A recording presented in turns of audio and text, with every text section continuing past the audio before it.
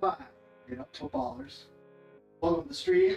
We're doing a fantasy football mock draft, Superflex.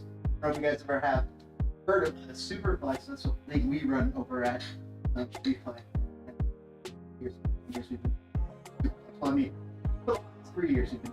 And what it has done is it's made quarterbacks in our league from the top 20 to average, and it's been so much fun.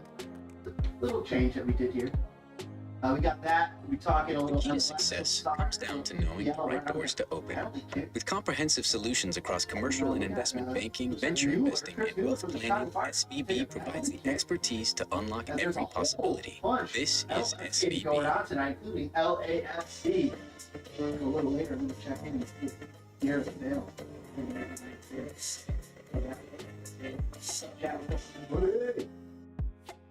Mueller standing over at 23rd minute, 22nd minute.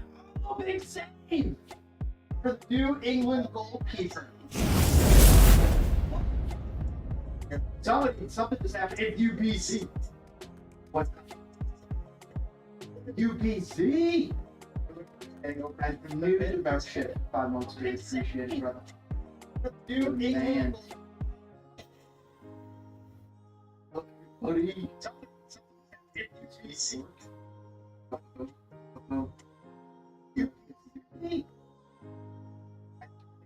Shit, 5 months.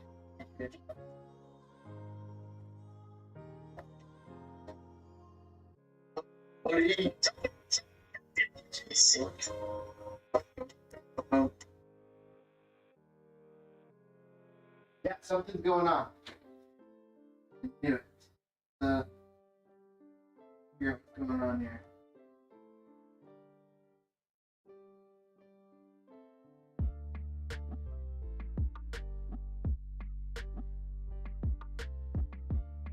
Working on fixing that chat.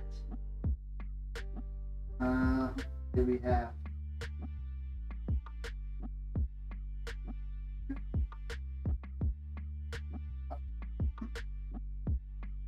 Let's try this out. Hello, hello. Where are you? I thought you left.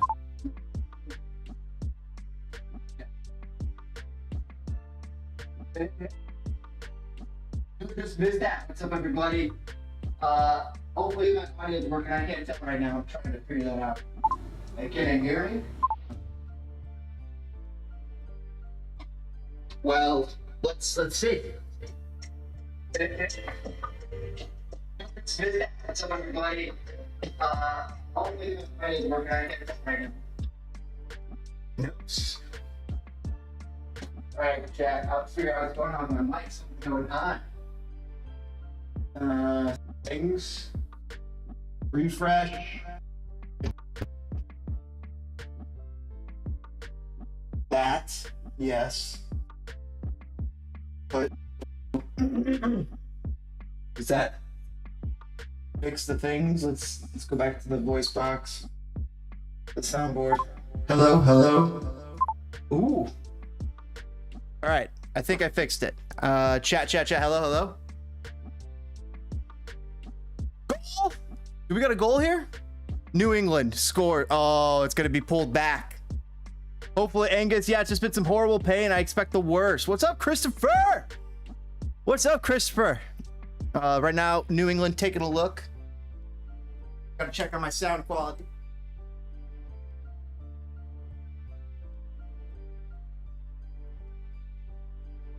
Boom. All right, I fixed that. I don't know what was going on there, but we're back in business. Welcome to the show, everybody. Kick that like button. Let's go. Looks like we got a good goal, New England. It's going to go up 1-0 on Chicago. 24th minute goal here. A stunner. The referee. Wait, what's going on? The goal's still on, or?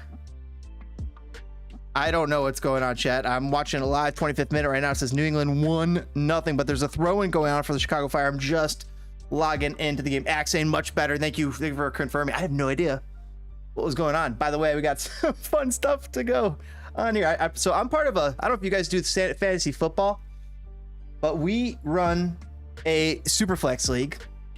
QB, 1 QB, 2 RBs, no wide receivers, no tight ends. That's because we have 2 wide receiver tight ends. We folded the tight ends. We've totally eliminated the tight end position for our fantasy league. Looks like Johnny Espinoza is getting up off the ground.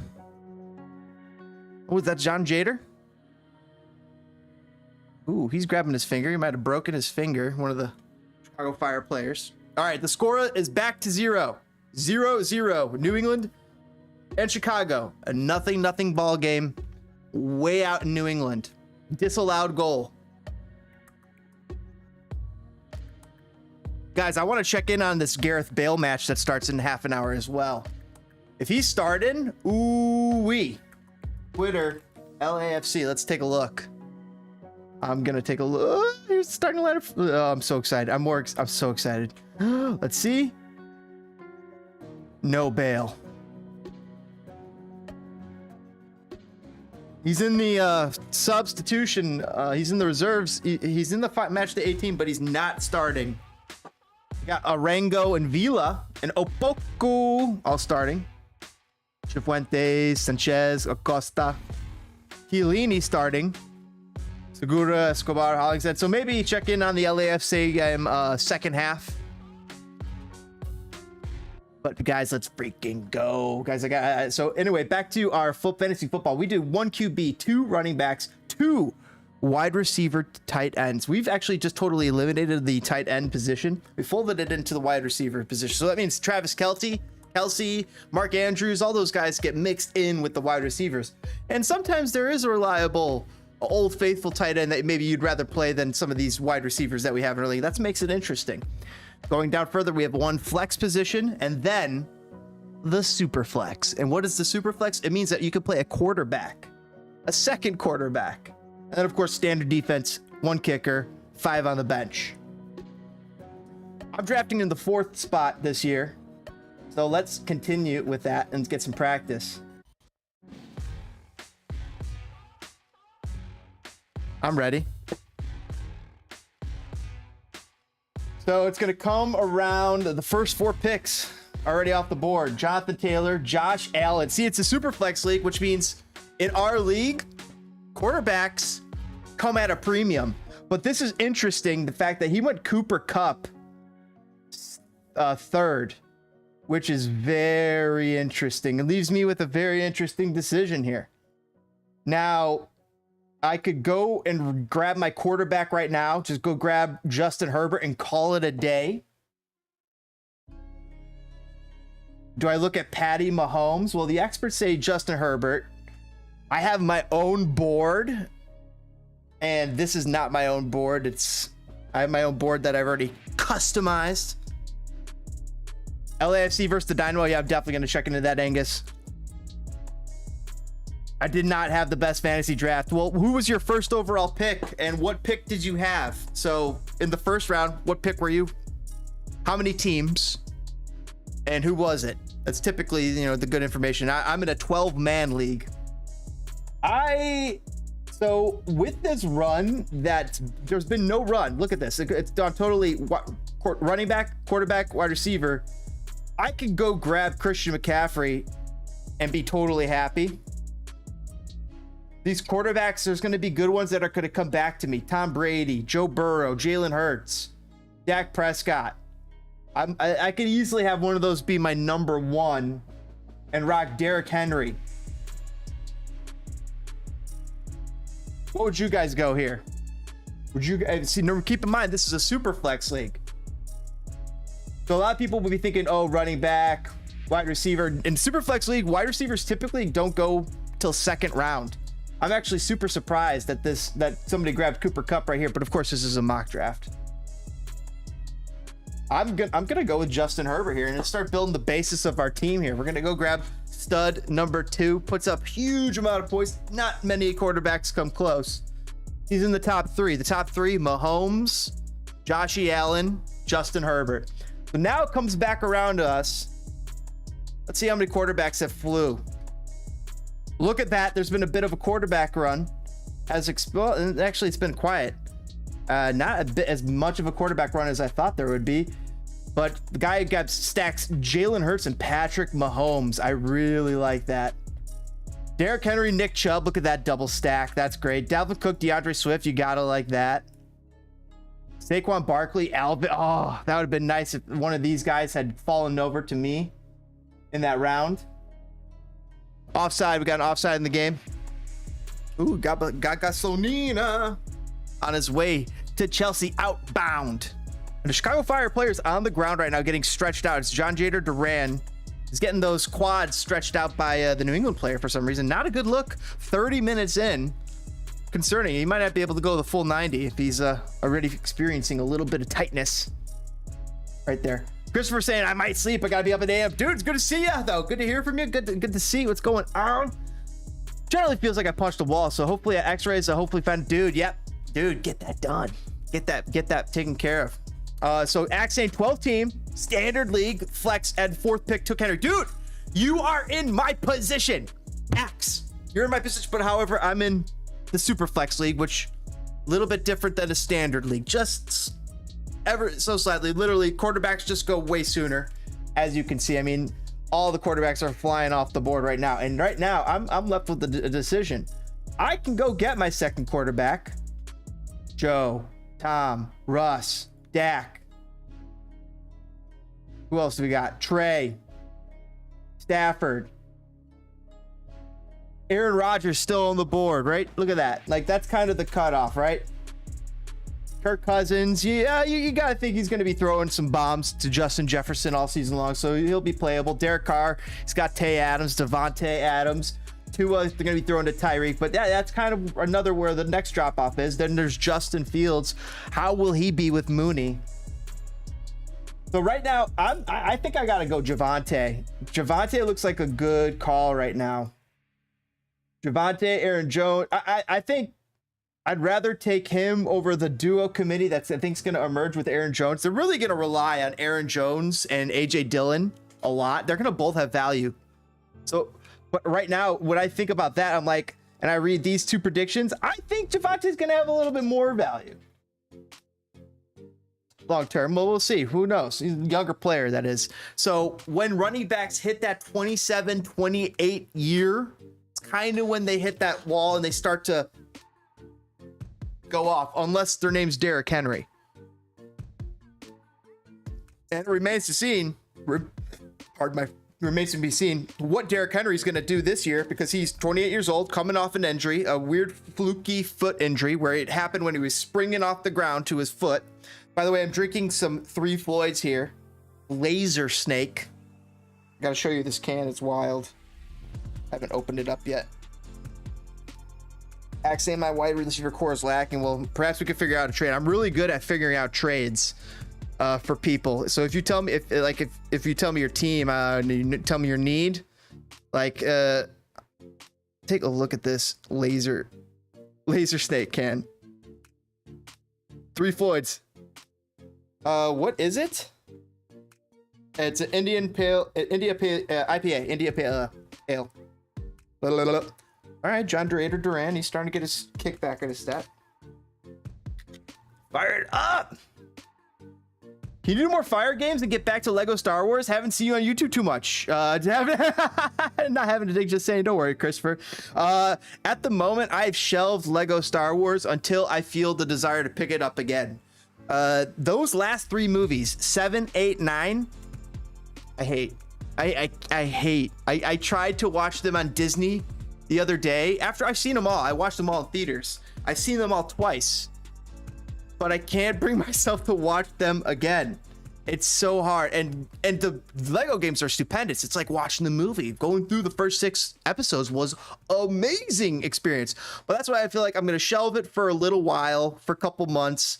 And then I'll maybe come back to that, you know, around winter. And then, yeah, I think that might be around then. But what's on the docket right now, I've been in the middle of Elden Ring, but I can't really do that on stream as much. Like, I need a guide to play that game. It's become so confusing, and I'm running out of steam. A little bit of running out of steam. Last of Us Part 1 just released, something that's interesting, something to keep abreast of. If that ever goes on sale, maybe that's something we look into. I never played that game. I hear it's one of the GOATs from quite a few buddies who like to game. So that could be something we look at. But we got Batman Arkham Knight that I got queued up right next after this, which has been amazing. I have actually all the Arkham Asylum, Arkham Knight. I got them for $5 on Steam. There was a sale. It was unbelievable. I was like, oh, there it is. Also, I have Sekiro, which I plan to play on stream as well. Sekiro is gnarly. Sure, try that all. I got some other good games, and there's new games coming out in the future, of course, that we'll be keeping you abreast of. Of course, I got Fortnite in the back pocket. I want to still grind and get that Darth Vader costume. I'm at like level 75, and it's been so hard to play Fortnite during the summer. That's the thing. Fortnite gameplay for me, winter, woo, summer, woo.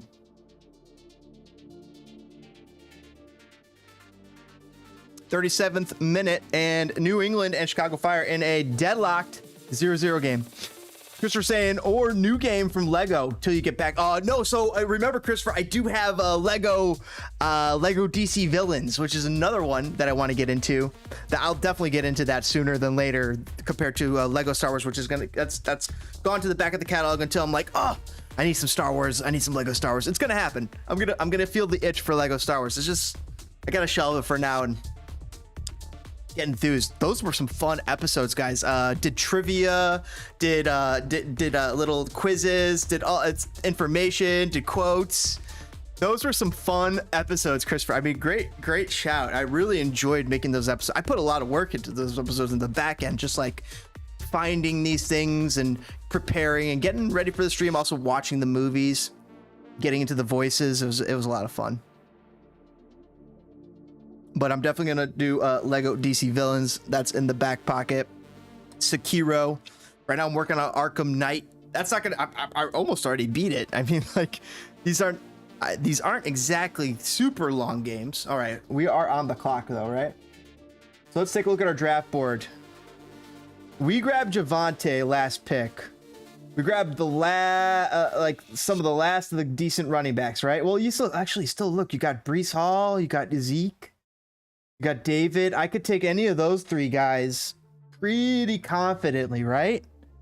That's not all right. I'm gonna keep Zeke in my question, but see, right now I have a quarterback, a running back. It's a passing league, and you're telling me I could go get Debo right now? Who's my quarterback? So Justin Herbert's my quarterback. I don't want to stack.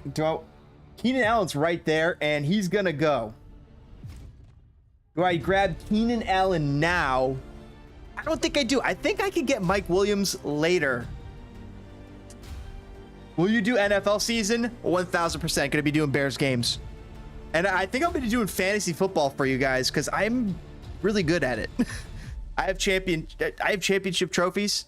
Well, I have one that I kept.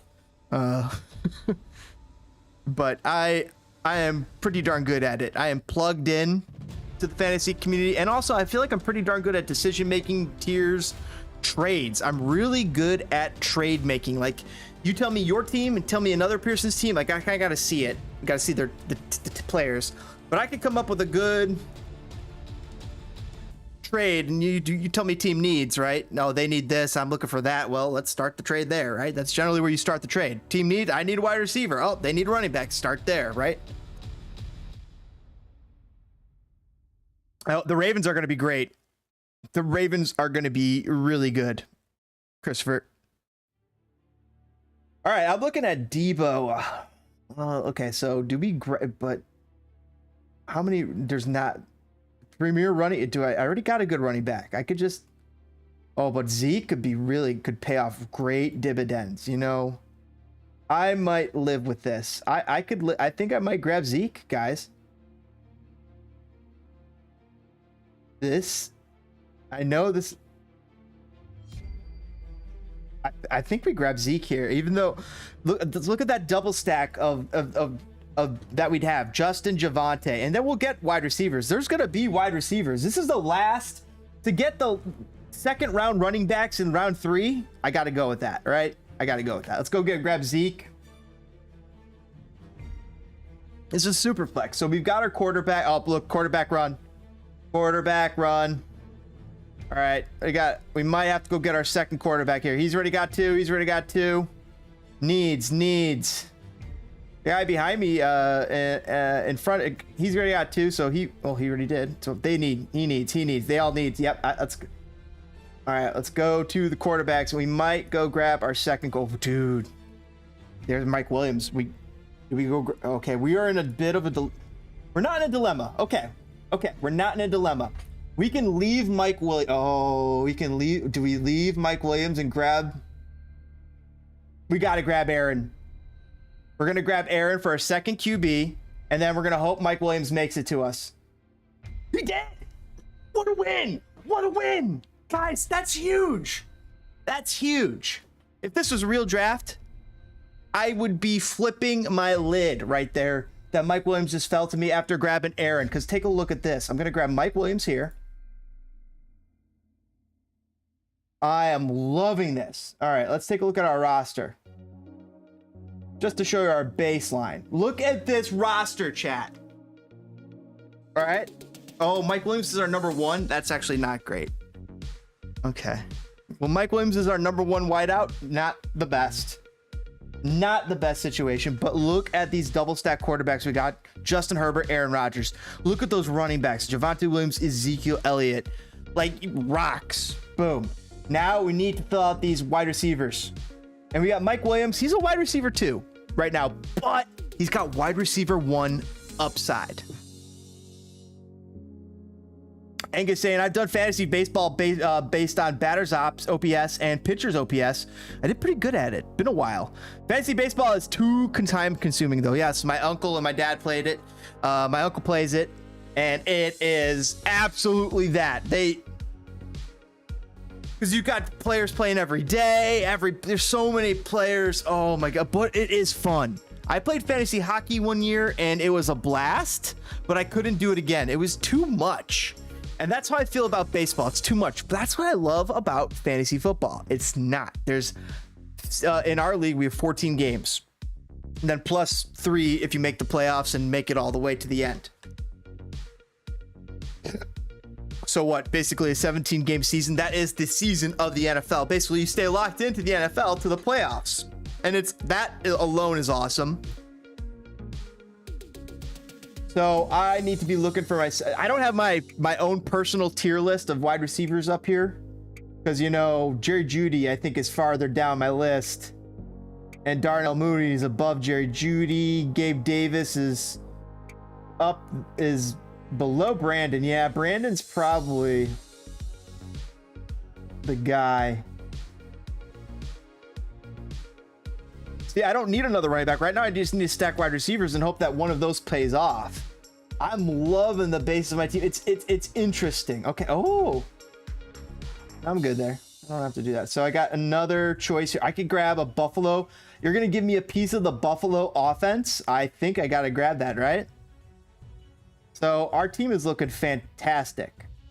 Right now, we're looking for a flex. No. We want to add. We got to include Miles Sanders in this mix. We don't need a third quarterback. We're good on that. Okay, Chase Edmonds absolutely is a decent flex play. He could be involved in the passing play down there in Miami. Jerry Jeudy. Well, let's take a look at our team build. Just double check. Oh, wait, Mike Williams. Do we have any Denver? We have Javonte. We already got a piece of the Denver offense. I don't want too much of the Denver offense. Although I think Russ is going to cook. So, I mean, like, Jerry Jeudy, though, got injured last year. And he did come back from injury, but he may have come back a little bit too soon. All the same, good player, good pedigree. I'm thinking Gabe Davis, though, is the play at the moment. Let's go to the rankings, double check. Is there any good tight ends available? Oh, okay. We got to consider Kyle Pitty. Kittle, because we do play in a wide receiver tight end league. And, like, these are right here, Pitts, Kittle. He's injured. Darren Waller has not been in camp, so like he'll be fine as season goes on. But Pitts and Kittle are going to be more your better grabs. But is Gabe Davis on that Buffalo offense a better grab than Pitts? Because that's what it is. I think it's Davis versus Pitts is what we're weighing up. Davis. Oh, there's also Darnell Mooney. All right, we got to go take a look. Bateman's there. See, I might have Bateman graded higher than Gabe Davis. I'm not sure. Right now it's 45th minute. There's 3 minutes of extra time. Still a tie ball game over in Chicago. Damn, my inner ADHD's coming out. So they have Gabe Davis graded higher. And look at that. ADP right there for Darnell, 75. So we are right in that range to grab Darnell or Gabe. And yeah, Jerry's been dropping, even though he's like ranked a little higher here. See that? Okay, okay. Whoa, look at this. Amon-Ra. Dude, he's got... See, Amon-Ra is right there. And he's ranked a little lower, but look at his ADP. He's been moving up the draft. He's got to be Jared Goff's #1 guy. He had insane volume. He did turn it on. But I just don't know. We just don't know if he's going to really have... Adam Thielen's still there? Look at this. Like, I could go get Adam Thielen as my 3rd, D-Hop as my 4th. Okay, all right, we are stacked. We are stacked. Look at this. Yeah, see, Kyle Pitts is top 38. Look at that. It makes me wonder. I'm looking at Pitts, Kittle, and Davis. Probably the best talent right there, right? Does it come back around to me? No, not for a while. What do they need? Some people need wideouts, but wideouts are going to start going. Is there any good running back still available we could grab that you would maybe take a chance on? Not yet. Like, nothing here you need to go reaching for, you know? Nothing here you need to go reaching for. Let's go grab a piece of the Buffalo offense. There it is. Our flex guy. Hopefully he does good. See how Gabe Davis does over in. Now, we got Tony Pollard. I like that. We got Zeke Elliott too. I actually really like this. So we get a decent backup to our... Look at this. So now handcuffs are an interesting prospect, right? I can get either handcuff. I can get Melvin Gordon or Tony Pollard. I think Tony is more involved in the offense. But look at 2021's points. Melvin Gordon, not to be slept on. But how old is Melvin? Melvin is 29 years old. So I'm going to, with this being a late round pick, he seems like the more of the sure thing, right? And you're probably right, but I'm taking upside. I'm going upside. I think I'm going to go grab Tony Pollard. However, I absolutely must consider Rashad Bateman right there. Let's grab Tony Pollard. That'd be a great little backup to Zeke. To Zeke. I love that. And look who comes back to us. Oh my goodness. Darrell's sitting right there too. That could be a steal of a pick. Darrell Henderson could be a steal of a late round pick, right? So people expecting Cam Akers to be getting the starting job there, but it will be probably by committee and the halftime bell has rung. Ezra Henderson talking to everybody into the TV now. So we do not need a 3rd quarterback. I'm not worried about that. We can't in our league. We only have a limit of 2. And so like if one of your quarterbacks goes down, it goes to injury reserve. You bring in a guy from there's probably usually about 7-8 guys out there that you can start week to week that you can just throw in there from the quarterbacks in our league, because there's a limit of 2 in this Superflex league. It actually makes it very interesting. But we also have Fab, which is another wrinkle. I'm thinking go grab Rashad Bateman, right? Get into the Baltimore offense. Grab probably the #1 guy there, you think? Yeah, let's go grab that. Let's get a piece of that offense. I'm liking this. I'm liking this build. So let's take a look at our running backs. So running back right now, our running back room is Javonte and Ezekiel Elliott. And should Ezekiel Elliott go down, we could pivot right to Tony, right? However, if Javonte goes down, well, that's when we, figure it out. We'll grab, oh, Raheem Mostert might be a nice little grab here. So, Raheem, how old are you, Raheem? Speedy when he gets out into space, he's 30 years old. He's a swan song. He's in his swan song. 2 points last year, coming back from his surgery season. But he might be done. Now, Nyheim Hines, everybody's always predicting for him. I have had Nyheim Hines on my team for like the last 2 or 3 years. He's always like my late round guy that you go grab. Because you always think, oh, he's got the athleticism, he's got the pedigree, he's got the ability. But he's got Jonathan Taylor, superhuman, in front of him. So, but that's not a bad guy to go grab. Nor is Michael Thomas. Is there anything else? Brandon, Thielen. I like Thielen.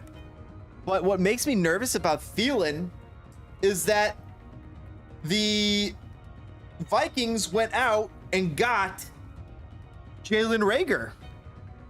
However, they are playing a 3 wide receiver set. They're committed to that. So because they're playing a 3 wide receiver set, they probably need that 4th guy that they feel like they could really rely on. Maybe that's Jalen Reagor, who was drafted just before, 1 pick before Justin Jefferson. All right. Devonta. Are we looking at wide receiver here? They are getting old. See, Nyheim Hines, though, he's still quite young. I think I'm going to go with Nyheim Hines. Let's get him. Let's get that. Let's get a bite. Let's get a piece of the Indianapolis offense. And just should something happen to Jonathan Taylor, bam, we got the next guy up. And he also has a role in the offense, which makes it a little bit more interesting. All right, so we at least got people who we could play for running backs. Running backs, I'm feeling pretty good unless somebody really catches my eye. Let's go take a quick look at the running backs available. Zamir White. Oh. Watch out for Zamir White, guys. Coming on late season.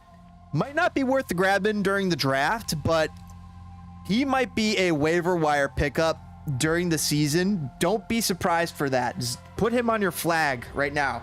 Zamir White. But the word is, Josh Jacobs, they're done with him. Zamir White is a 3-down back. The other guy that they just signed to do Baldwin or something, I don't know, I think an old New England running back, but he's just going to do pass catching downs, third round back. Zamir White, put him on your flag. Interesting little flag there. Probably not drafting though. Now Mark Ingram, you might draft. See, that would be maybe you draft back up to Alvin Kamara. If Alvin is out at any point of time, can produce. That's a good one to grab right there. I'm not seeing anything that screams though, come grab me. Let's see if there's any other good talent out there. That means we're going to George Kittle still there. I like that. I'll think about George Kittle there because I think Trey Lance is going to be throwing to George Kittle a lot. And as far as that kind of that old and steady, that's nice, like a nice 10 or so points you could kind of just put in your lineup if you are worried. If you feel like can't play for some reason, Mike Williams, Brandon Cooks, Gabe Davis, Rashad Bateman. But I like this. I got some people with some #1 upside between Rashad, Brandon Cooks, Mike Williams. Gabe Davis is definitely behind Stephon Diggs though. All right, good. So let's see. I'm thinking. I don't know if it's time for Michael Thomas. What about the other guy? So how do we see? I want to see Michael Thomas's. I want to go New Orleans. Because I thought they had like Olave or something. Yeah, look at that. So Olave is interesting because Michael Thomas, he's getting up there. He's already got an injury. I don't want it. Oh, what am I thinking? I want Adam Thielen. I think I would rather have Brandon Ayuk. Do I want to get involved in that San Francisco offense? No, I want part of the Minnesota offense. Give me Adam Thielen. It's like I'm stealing. It's like I'm stealing. I'm loving this. All right, so let's double check this limit here. We have wrapped up 1, 2, 3, 4, 5 wide receivers. So we've reached our limit on wide receivers. We can't take any more. We have Mike Williams, Brandon Cooks, Gabe Davis, Rashad Bateman, Adam Thielen. It feels like I got a whole slew of wide receiver number 2s and 1s right there. 2s and 1s. I really like it. Maybe they're number 3s. We'll find out. Brandon Cooks. We'll see. We'll see. I like it. Now, running backs, we got Javonte and Ezekiel leading the line. And if they go down, I pivot to Tony. But if Javonte goes down, right now I'm looking at Nyheim Hines. So let's go to the hut. Everybody to the hut. Oh, see, now look at these running backs that are available. Oh no. Oh, guys, so look at this. This would have been my guy. If this guy fell to me, this would have been my guy. Deonta Foreman. Put him on the end of your league drafts. If you have any more drafts coming up, or maybe you can go snag him right now. I would snag him if you have an extra running back spot or something. He's the backup to Christian McCaffrey. That's not all. He was the backup to he was the backup to, oh my gosh. Let me just go to the top of the draft. He was the backup to Derrick Henry last year, and he performed admirably. They say Darrell Williams and Boston Scott. Boston Scott. You always get, I don't need to waste this. I don't want to waste. I need to get, there's nothing here. There's nothing there. It just screams, grab me, grab me. See, ARKHAM, if I could stack another wide receiver, I guess I'd grab him, but yeah, Tyler Lockett, Drake London injured, D-Hop. Sorry, I'm just going to grab D-Hop. Let's just stack him. I am over my limit. And whatever. I'm going against it right now. Now, let's go to defense. Let's take a look who's available. The Rams, the Chargers, the Packers, the Dolphins, the Ravens. I like the Ravens, but not this year. Steelers. The Browns have a great opening schedule. They're a great streaming D. So if you got to stream a defense for opening season, Cleveland Browns. That's a great little streaming D. So the top 2 defenses for me just got taken: New England and Denver. Indy and Dallas went before them, but those were, for me, I'd rather have Denver and New England. Now, a lot of people say New Orleans.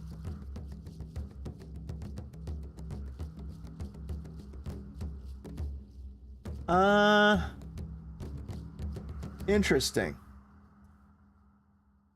Chargers, Rams, Packers. Packers are decent. Chiefs are decent. I think actually I probably do have to go Saints here, but if there's a good kicker, maybe I go grab Justin Tucker. I just go grab Justin. See, all these guys are just separated by 3 points. There's no real big difference there. I do think that maybe, and same thing here, there's real no value.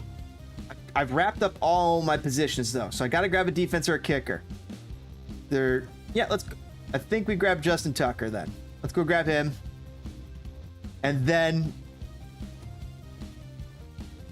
we'll finish it up with grabbing a defense. We lost out on Chargers, Cleveland, and the Rams, and New Orleans. Okay, so what can we get by on here? Packers, they're going to have to be good too. Miami's had a good defense, but they also just had a coaching change. So who knows how they're going to play. I'm going to go with Green Bay Packers. There it is. There's my team. I'm getting a C. I'm giving myself an A. Justin Herbert, Aaron Rodgers is my 2 QBs.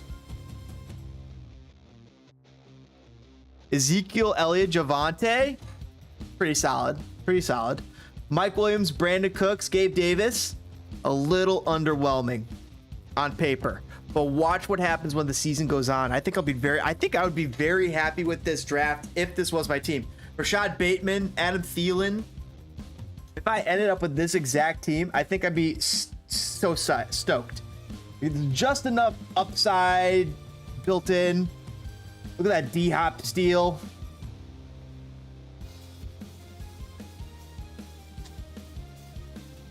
Once D-hop gets back, that's going to be great. Still halftime. UPZ drone. Let's go. We get an update? Nope, nothing. I'm liking this. I like this team. So I got one extra wide receiver, D-hop. Throw him on the IR. Whoop, right? If I had to drop a wide receiver,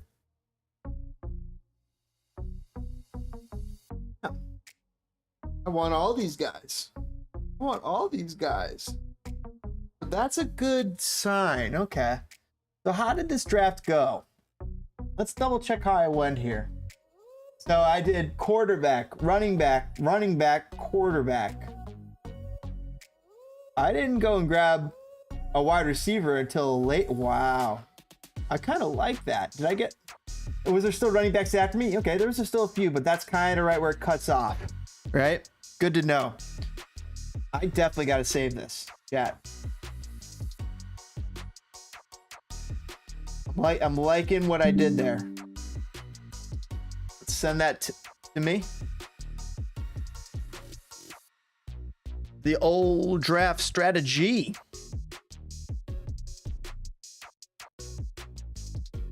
Draft strategy. So QB, RB, QB, wide receiver, wide receiver, wide receiver. Look at that. It's so fucking awesome. I love it. I like it. So, but the other thing about drafts is like, you have to adapt. You have to be ready to adapt to the situation, to what the draft is giving you, what talent is falling your way. That's the other thing, because sometimes you could go reaching. And what you did see there is I didn't really go reaching there too much. I stayed right there at the top of the talent pool. Every so often I click view more players just to get another option. But technically, usually, I was taken from the top or the second. Usually, well, if I agreed with their assessment, that is. And I am over the moon about my team. I mean, I got. Let's take a look at the quarterback pairs. Let's see who can compete with Justin Herbert and Aaron Rodgers. Josh Allen, Matt Ryan. Not really. Justin Fields, Trevor Lawrence, not really. Daniel Jones, Jameis Winston, no. Patrick Mahomes, Jalen Hurts, yes. Kyler Murray, Joe Burrow, yes. Tua and Mac, that's an interesting one. Maybe. Tom Brady, Zach Wilson, probably not too. I'm not sure Zach Wilson's what he's gonna do this season. We'll see. Kirk Cousins, Ryan Tannehill. I like Kirk, but Ryan might drag that down. Dak and Derek, that's a good pair. Lamar and Matt Stafford, good pair. Russell and Trey, another good pair. And where did the good pairs happen? They happened all before that 5th round, right? Look at that. Oh, right, okay, right here. This is 6th round, but that was the end right there. I am liking that. Interesting, chat. See where Pivot took the double RBs. Oh, well, that's interesting. Double RBs, QBs. That's cool. Sorry, I have to answer that later. Bump, bump, bump. But I will. Just give me a second here, chat. 1 second here. Gotta attend to some business.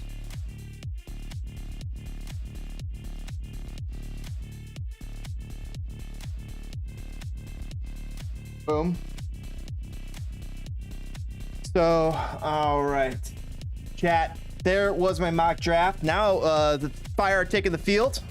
45th minute. Just starting back up. Got a nice little mock draft, and I really like that. Really like how that turned out for us there.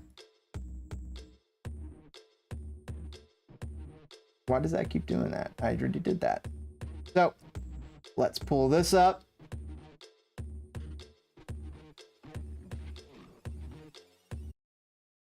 Got a little magic to pull up now.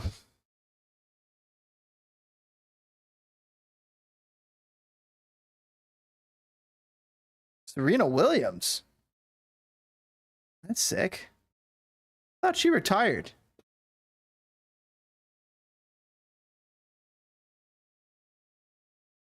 All right, New England are settling into the game. Chicago Fire. No SHAQIRI tonight. Oh yeah, that's right. He was out. He's preserving himself for the World Cup.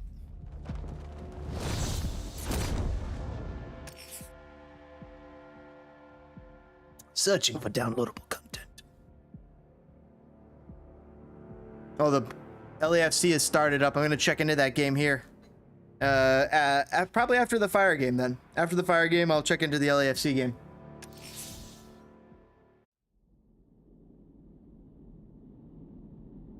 Ooh, Fire trying to make a little noise? Was that SHAQIRI on the bench? That just ran for the ball? Looked like SHAQIRI. Trying to show a little, trying to show he cares. All right, where are we going right now? What is our mission? We are, ooh. They have a fireman. What can we do? Is there one nearby? The fire crew is being held hostage around No, we don't have any nearby. the city. Nope. Won't abandon them. I believe it.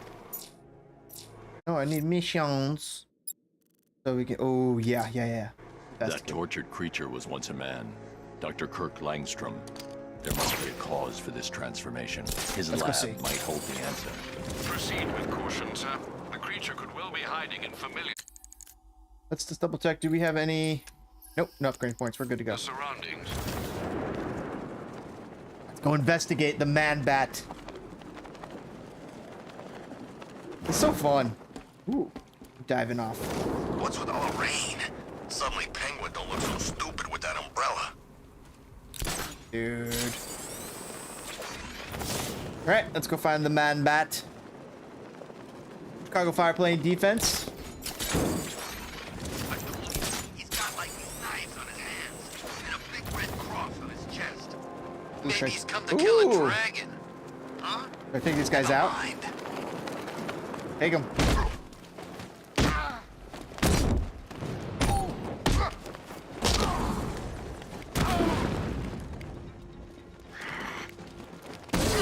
See ya.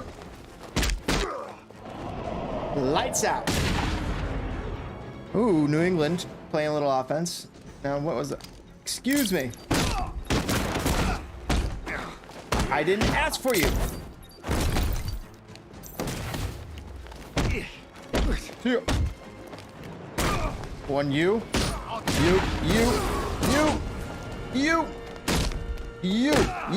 You. Oh, I tried to dodge.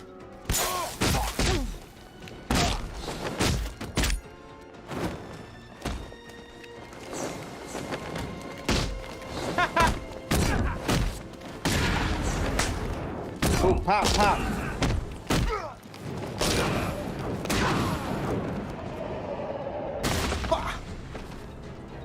Nighty night. All right, so now, is there anything of interest here? Little Come back to the exploratory. orphanage, Batman. You think I'm afraid to kill your friend? I'll do it without a moment's hesitation. Please, That is the Riddler. manner in which I roll. You're pathetic. Get after it! You're going down, Batman! I'm trying to solve a mystery here, man. I don't have time for your nonsense.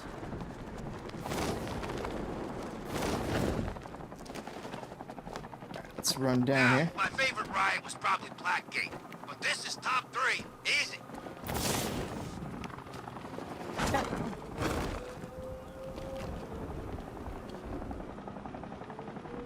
Something happened here. I'm staying out of the way. All right, let's check it out.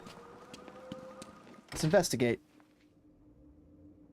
0-0 ball game.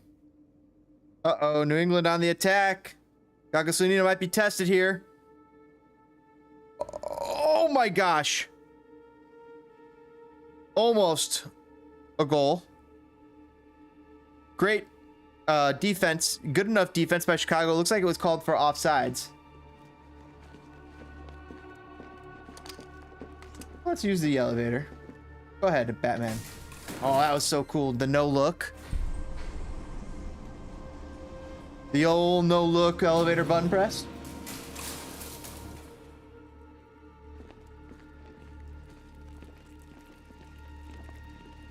No, no, no, no, no, no, no, no. We run down. We are the night. Hello. Harley's been here. Hell.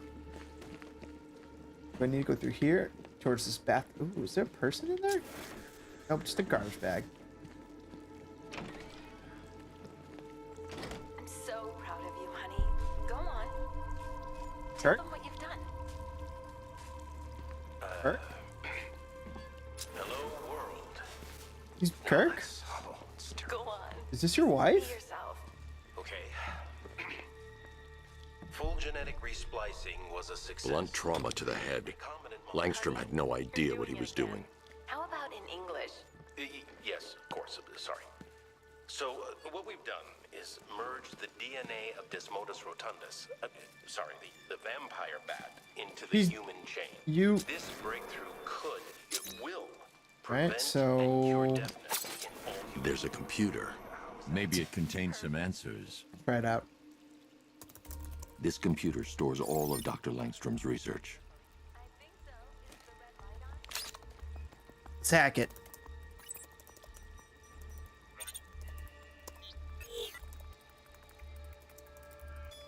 Three, two, one. Break in, Batman.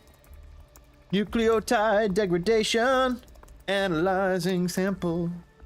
Mixing his DNA with a vampire bat?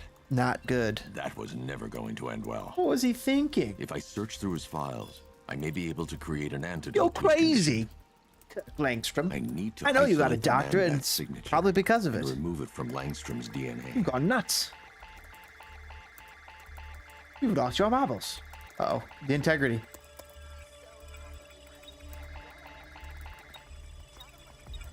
Alright, so...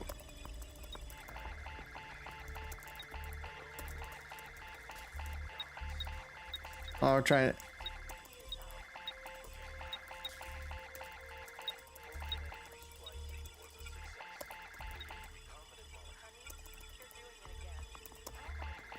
Wait, what's going on here? I don't get how this game works.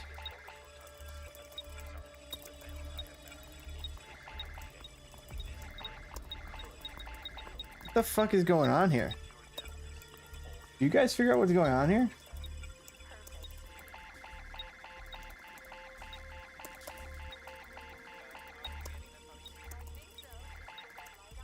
I have no idea.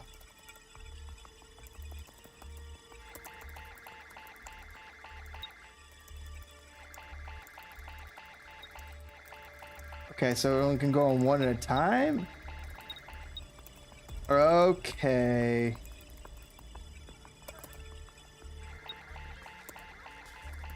It's like this?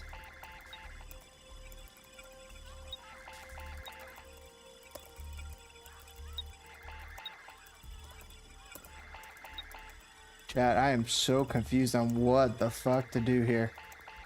How the fuck? Looks like circles need to match up. Yeah, something else is going on here though.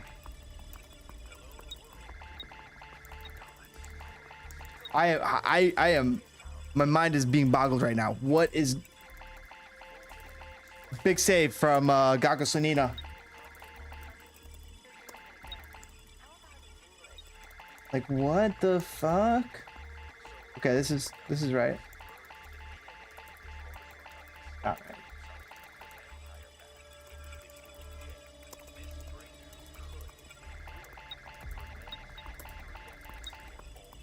I don't get this, chat.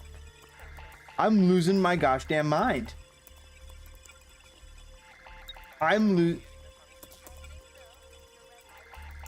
What is this game?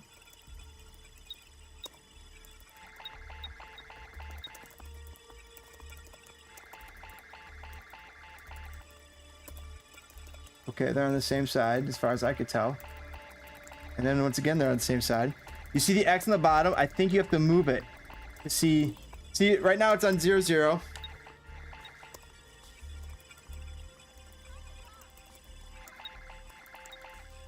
Gotcha. So just keep it. Gotcha. Let's try that.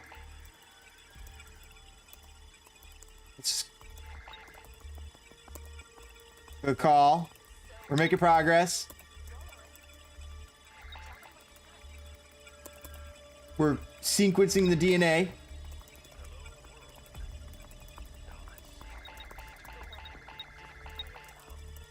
There we go. There we go.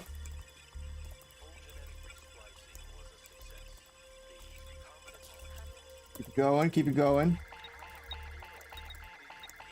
Come on, come on. Lock it in. We're getting there. No! That's it. I've created a clean DNA sample. Sequenced. Now all I need to do is Thanks, make chat. him take his medicine. That was blowing my mind. Alfred, I've synthesized a cure in Langstrom's lab. Now I just need to find him. Any idea where he may be hiding? Any idea? He's not in control of his actions. He could be anywhere. No one knows this city better than you, Master Bruce. You'll find him. New England knocking on the door again. Cross comes over. Finds the back post man, but Gasolina sticks out his foot.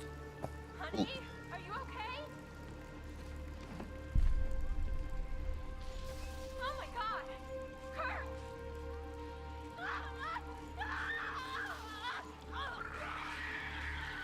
Oh, it's horrible. It's her last moments. Well, why'd she die? She just... I'm so proud of you, honey. Go on. It's weird. Tell them what you've done. That's creepy. Hello, world. Alright, do we gotta get out of here? No, that's terrible. Go on. Just be yourself. Okay. I think we can get out of there. We're gonna go find Dr. Kirk. Splicing was a success. This is a great series, says Axe. Yes, it is. I freaking love it. His wife? Your parents? What is it about dead relatives that turned you into a giant rodent? Thanks, Mark. I mean, Joker. Mark Hamill, of course, the voice of the Joker. So good. I think Troy Baker did it for Arkham Origins, but I'm pretty sure that Mark Hamill did all the Arkham Asylums series. Arkham Asylum, Arkham City, and this, Arkham Knight, which is the most newest Batman of them all. Alright, we're gonna continue on with The bat creature's in hiding. When it emerges... Alright, so we can't merge them yet. You hear about Riddler? He's gone crazy. Crazier than usual, anyway. Really? Okay, we're good. I think we're going to go investigate this, right? Firefly's targeting the city's fire stations. Find the smoke and I'll find him. Alright, let's go find one.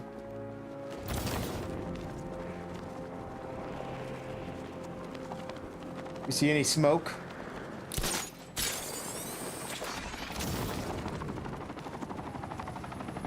Looking around. There was an army out there. They really meant it. Looking for any sign of like a fire. Something on fire. I'm not seeing anything. Not seeing anything around here. You know, I think I could have been in the army. Oh yeah? Or do I have anybody I can interrogate? Yes. No? No. Nobody, nothing special. I'm just running around right now looking for either a fire to put out. You gotta hand it to Scarecrow. He's giving us the keys to Crime to solve. Alright, let's go.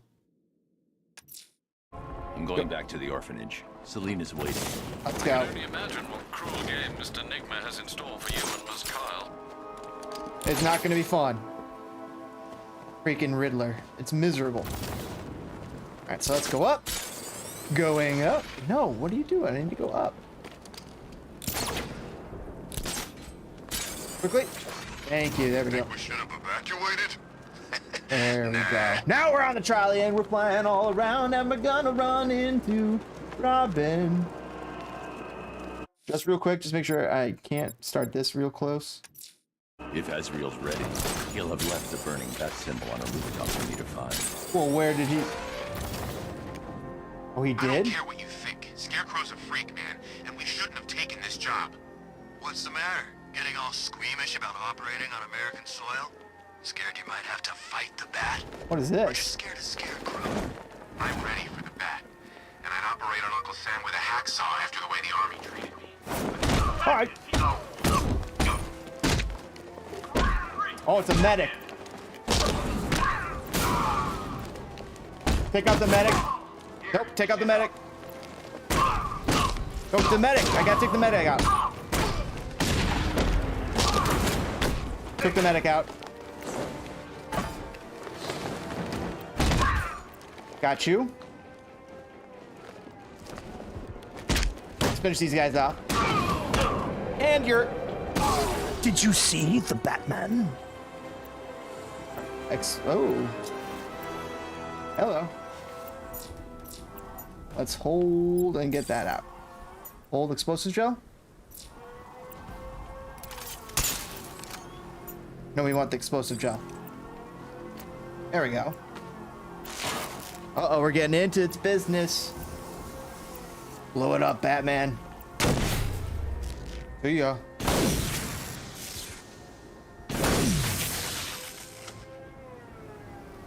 Huge. All right. I didn't even know that was a thing.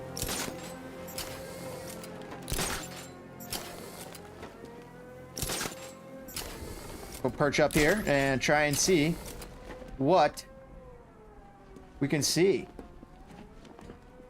I see a... Not seeing anything spectacular. All right, let's continue on our way. I'm going back to the orphanage. The orphanage. Selena's waiting. I can only imagine what cruel game Mr. Nigma has in store for you and Ms. Kyle.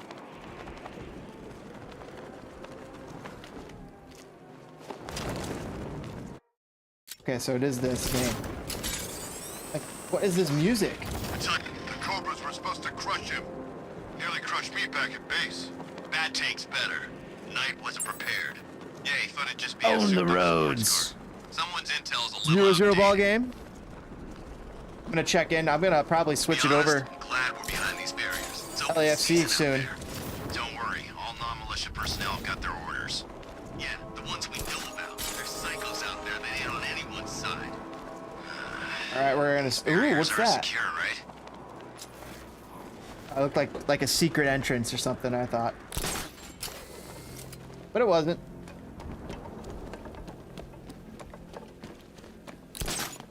Take me home tonight. If you ask me, it could be any one of those whack jobs the bat banged up in ARKHAM. I mean, who doesn't want Batman dead? Thank you.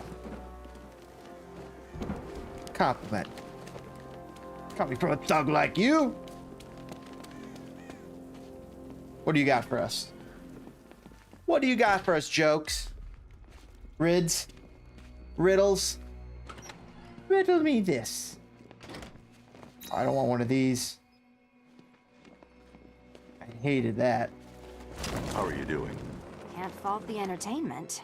Eddie just lectured me on the 13 innovations that let him pack this collar with his custom design. Did you see the Batman? I did see the movie The You must be Batman. honored. It was But then awesome. what? Your motivation? Come on, the next puzzle room's waiting. Fantastic film, so different than what you normally see, and I love the darker aspect, that the darker tones it had. I actually had a slight problem taking the Riddler seriously in the Batman. I know it was a great actor, but man, I found myself laughing and chuckling every time he was on screen. I just couldn't take it seriously for some reason. But everything else about the movie, I actually really enjoyed.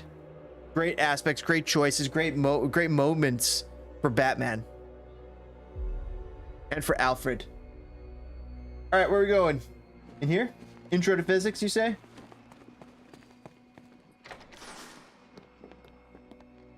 Greetings, To my costume contestants, your next challenge is simple.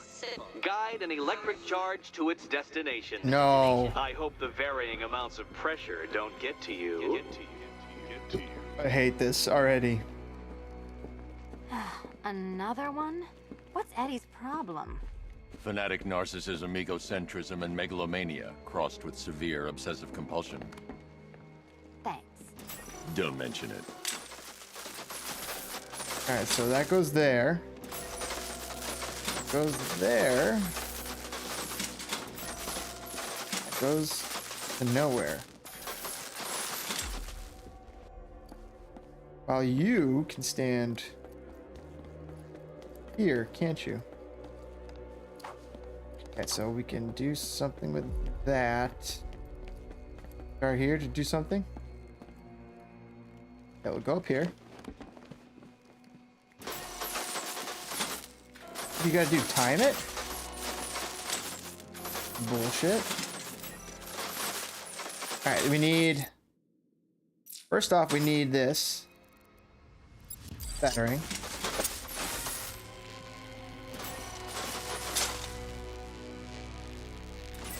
The counterweights move further when I step on the pads. You are getting older. Maybe it's time to add a few extra notches to the utility belt.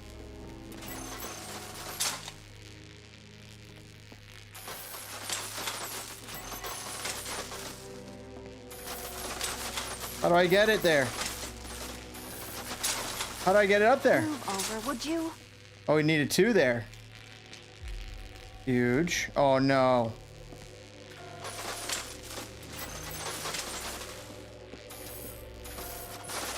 Hey. No, how do you do that?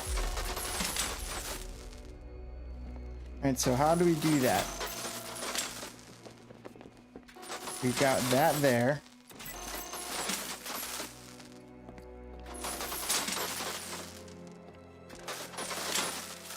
Oh, maybe that one.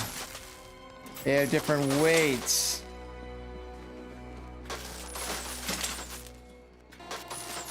What?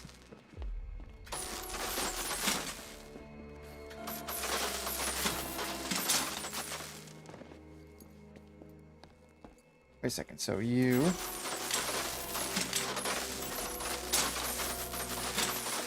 Gotcha. Alright, so we need Batman for the first one. You wait.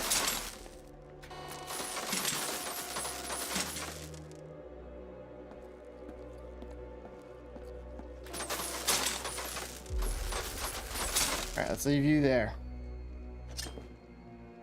Excuse me. Take you over here.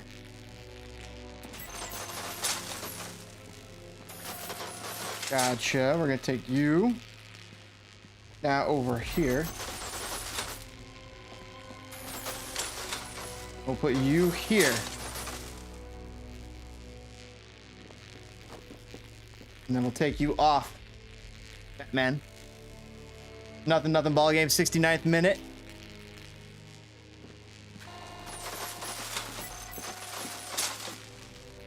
Cool, we'll leave that there. Go over to Catwoman.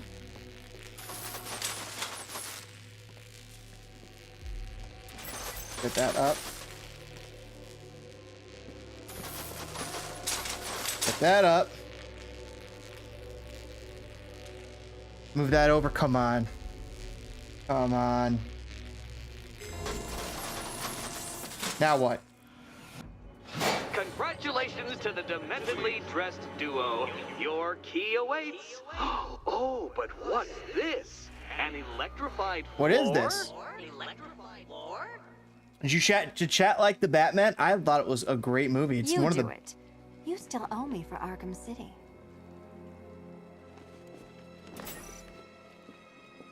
Goodness, you figured it out already. Well, you better grab that key and be on your way. Meet the second generation of my android allies. I've built a variant specifically tailored to each of your disabilities. What's up, bats? Oh, bats can't help me. Leave the blue ones to me. Hit, bats.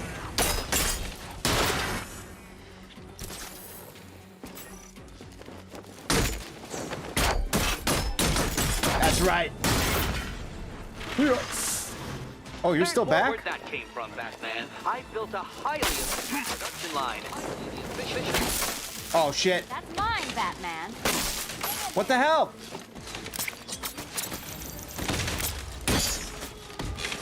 Let's kill this guy. Kick this guy's butt. Come on. No, no. Batman. I want this guy down.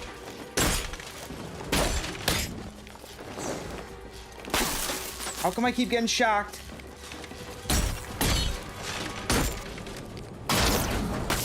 How come I keep getting shocked? Red ones. Okay. All the danger of battle combined with all the fun of riddle solving.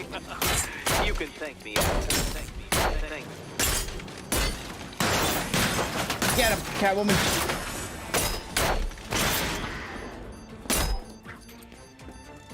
End him. Huge. You know what, Detective? I'm glad you solved this riddle. Because it takes you one step One sliver of closer life to the left. riddle that kills you. Riddle that kills you.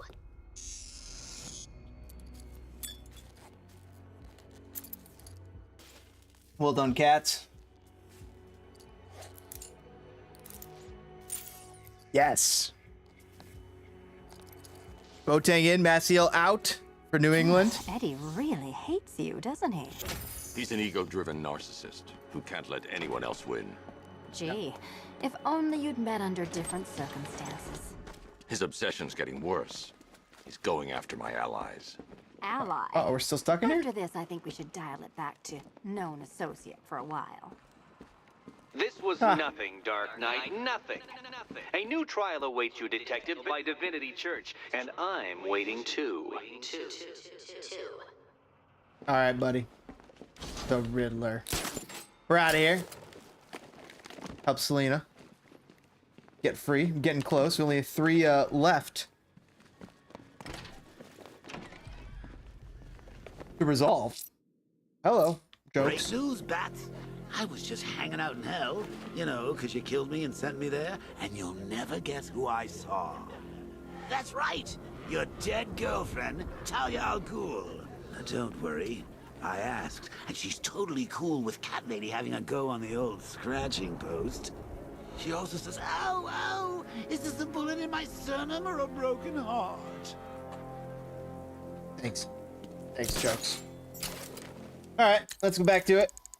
Find our next mission. We've already beat those. Ooh, see that?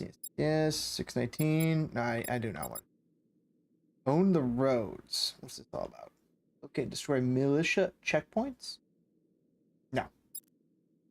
We've made it that far. Gotham of Fire. We haven't yet.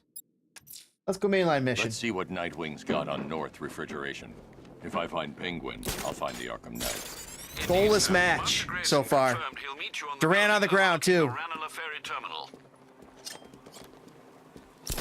Uh-oh, fire players are screaming at the referee. Miguel Navarro's asking for a red card.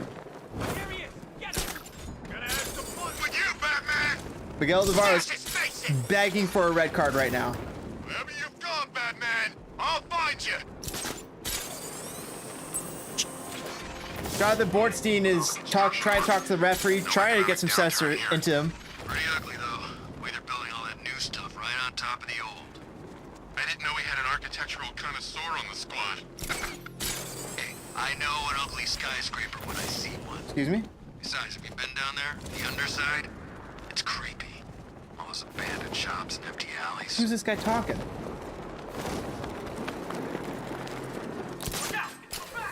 Look at this. What is this? Ooh, this guy's dangerous.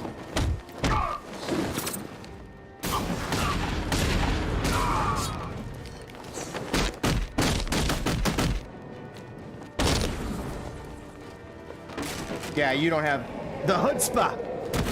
Yellow card coming over, getting distributed.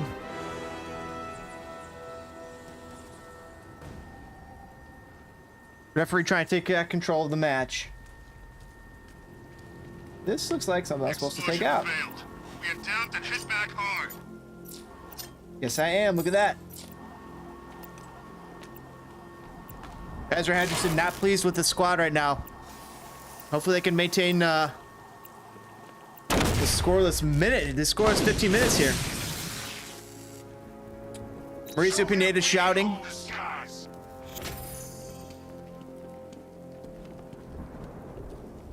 right, let's go back to the mission, which we were chasing around. Oh, we got this. What's this? Is it really that close? Stationed themselves by Penitence Bridge. They should have run. Bravery won't help them. All right, let's take a look. Explore how many people are here.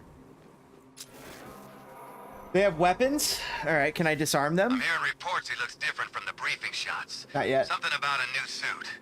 Arkham Knight said he'd do that. By looking at the stats, New England is way in control, except for the score. New England knocking back on the door right now, entering into the fire zone, 77th minute.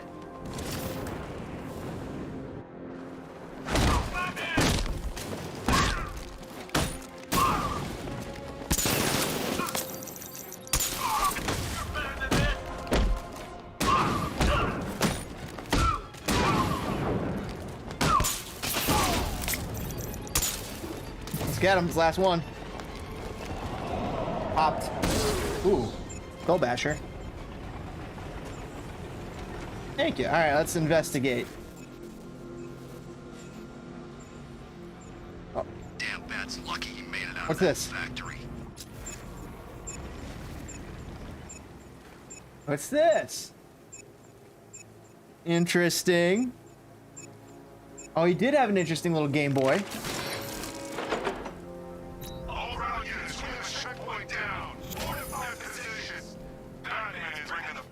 Yep. He is. All right, let's double check. We did good. We got one of those. Oh, is there any nearby? No. This nearby? No. Occupy Gotham. We've been doing that. Are there some here? The militia won't hold this city hostage. I'm going to... Nope, I don't see any nearby. There's a joke. I'm headed to Divinity Church. Riddler won't give up, Alfred. His pride won't let him.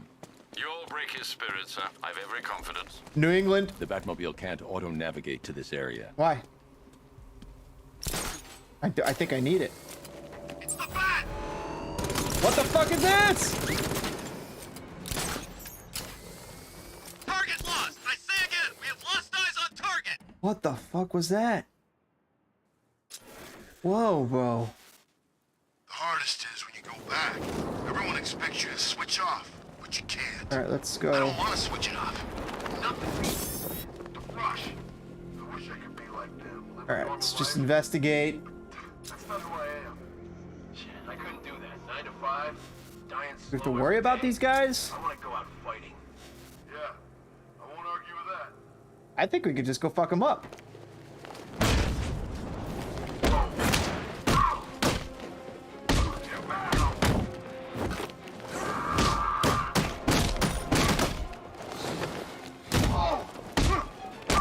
Pop him.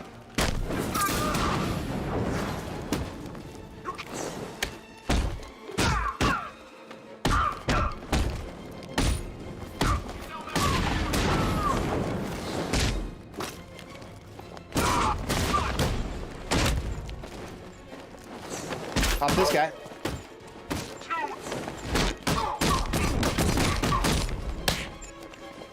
No!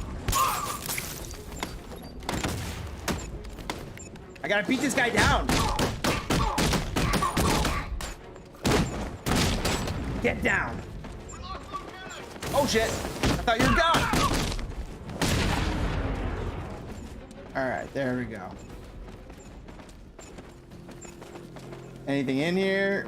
Yes, there was. There was a guy. You. Let's take that out. SHAQIRI coming in. 80th minute. And he's on. Can he change the game for Chicago Fire?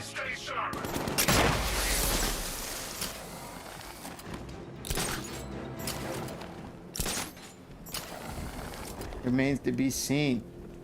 The Batmobile can't auto I can't bring it here? navigate to this area. Oh, the bridge is down. That's why. Is there a way I could knock it down? This ain't Batman's turf no more. You better get used to it. Can I... over here? Is this...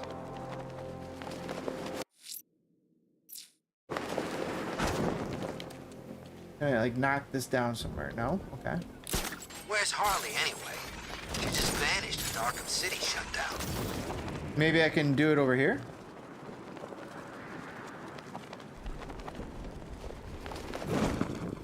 Let's take a peek. Orlando City and Seattle is in a long weather delay at the moment.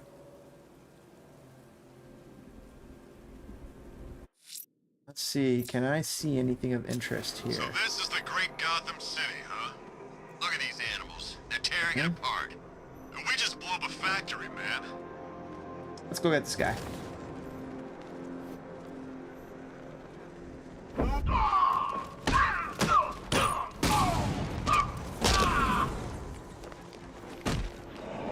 Wow, I just took out those guys.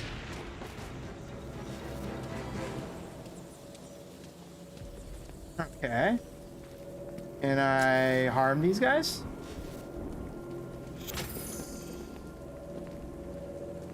He won't recognize this city once we're through. We'll be everywhere. Can I harm? He won't have anywhere to hide. Kind of like jump up you.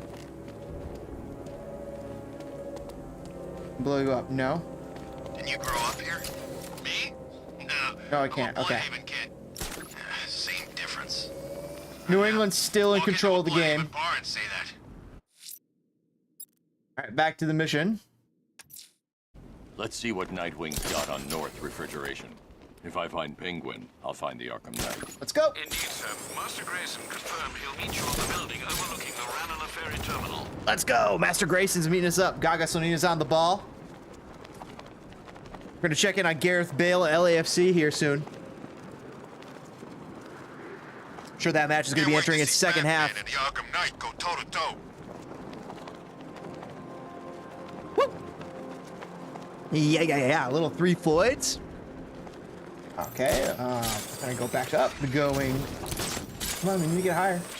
Can you take me higher? To a place where I'm free. Here we are.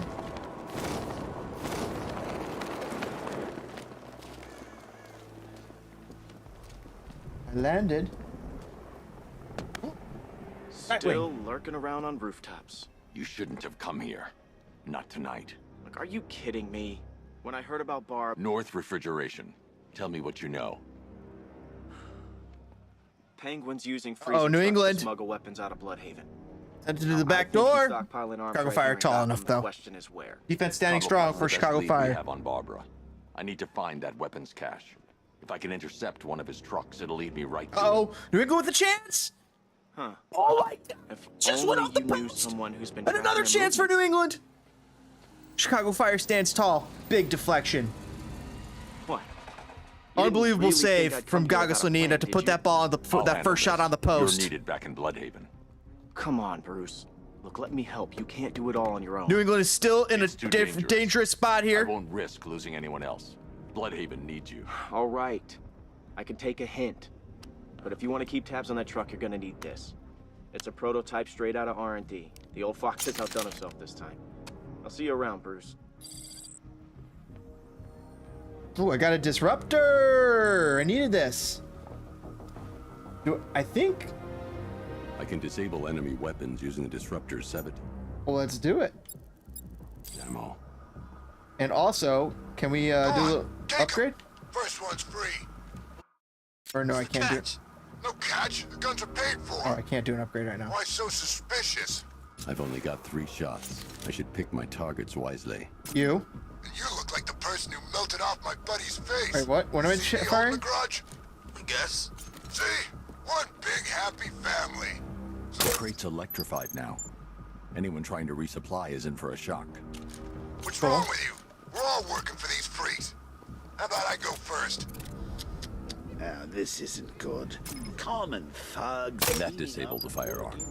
If I use the disruptor again, it'll explode when fired, knocking out the user and flooring anyone nearby. Really? I want to do that. Take it all. Equipment sabotaged. Time to introduce myself. Let's do it. What happened anyway? Some dude Yeah. smashed on the table and grounded into it. Hit harder, freak.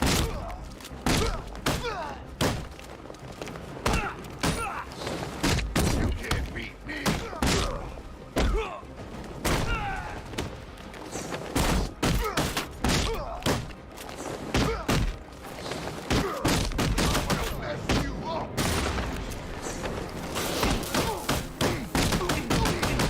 Deal. Wow.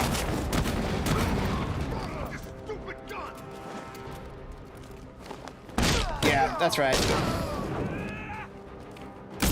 Oh no. How did I dodge that? Kick him in the ass. Swift kick in the ass. That's all I needed, Red Foreman. Now we can enter, alright? And I wonder if I could upgrade. Yes, we can. Let's upgrade a little bit of our gadget.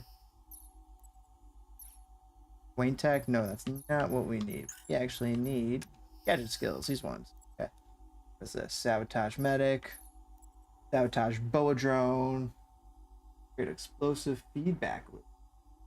When the operator drone is attempted to attack you, the controllers will shock. I like that. Yep. Just another drone. Oh, it's just explosive gel. What's this? Instantly incapacitate when they... Yes. That's cool. Oh, love it. Oh, you know what? Wouldn't mind another quick upgrade. I think I got enough for it. Right? What is this? Afterburner? No, we don't need that. I was thinking upgrade to the bat suit. Would be nice. Yeah, let's upgrade that. There we go. Still 0-0 ball game. Nothing. Been in control for too long. It's about time we turn the tables on that freak. Is that it? Oh, down there. Let's investigate. I thought I did secure the area. Well, let's see. A truck full of weapons and explosives. Oh. I can use the disruptor's tracker ammo to tag the vehicle and follow it across Gotham. Let's do it. Now I just need to give them a little motivation to lead me back to their hideout. Let's knock on the door. What did you forget? No, no, no! It's Batman! Get the hell out of here! Subtlety works. Every time. I'm glad he didn't If back I stick over to the us. rooftops, I'll be able to follow them right back to Penguin's weapons cache. Let's go. The vehicle tracker will remain locked, even through buildings, as long as I keep the target in view and within range. What the hell are you doing? Are you trying to kill us? It's Batman. We need to get out of here. Where are we going? Back to the lockup. Are you stupid? That'll lead him right back to cover. We're on his tail. So what do I do? Just keep driving. Maybe we can lose him.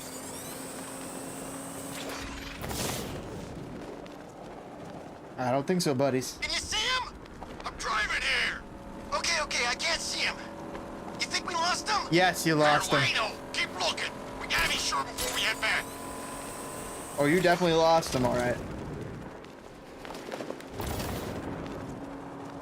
He's gonna get us. I know he's gonna get us.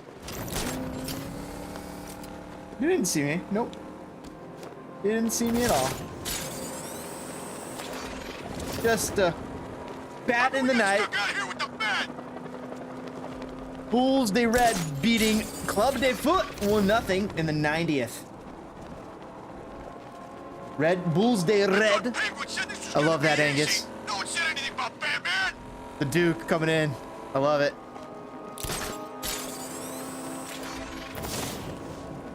And oh, Durant looking for a shot. He almost pulled it off. Scarecrow's supposed to be dealing with the damn bag. We got you, buddies. We got you. We lost him. Thank God. Oh, you thought? Head back to the hideout before he finds us again. We did it. We actually did it. Screw Batman. He's overrated. Couldn't even keep up with this in this piece of crap. Interesting. I'm all the way up here. Just flying above him. Wow. Can't believe that Serena's winning. I'm going to have to check in on that, Axe. I'm a big tennis fan as well. One of my favorite tournaments, though, is Australian Open.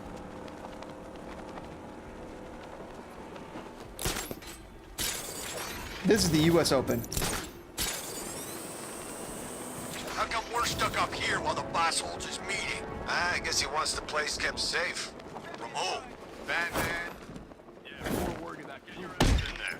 The boss wants to talk. He said don't be late. The roof is heavily protected. This must be Penguin's hideout. Whoops. I didn't know that guy was going to be there.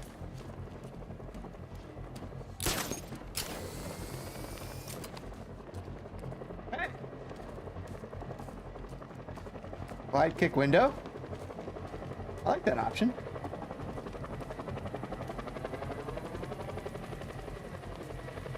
Ooh, this is going to be great.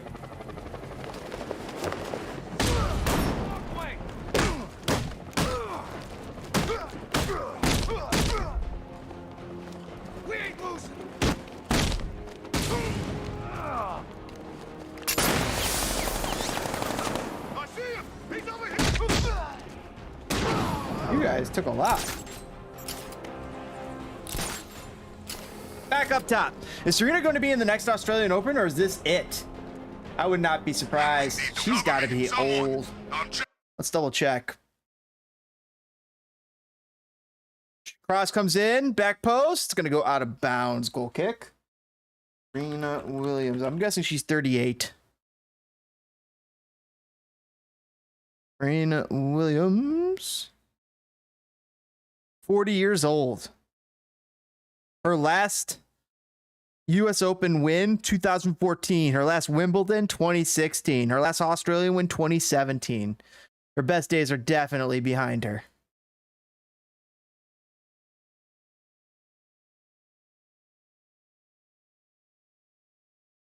But what a stud. Got your back.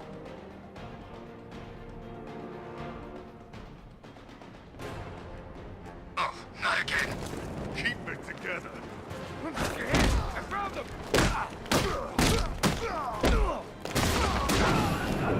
That was great. All right, so those guys are gone. Anything else down here? Oh, you. You should be turned off. Yeah, that's dumb. Where the hell is he? You. I didn't even know you were up there. The roof is heavily protected. Was. This must be the way inside. Was the way inside. All right, so we're in the right place.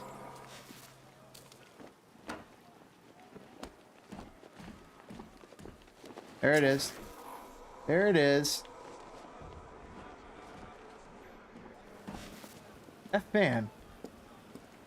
That fan's supposed to do something? So let's double check this. I think it's our last tournament. Can't do anything with that. All right. Got disruptor back.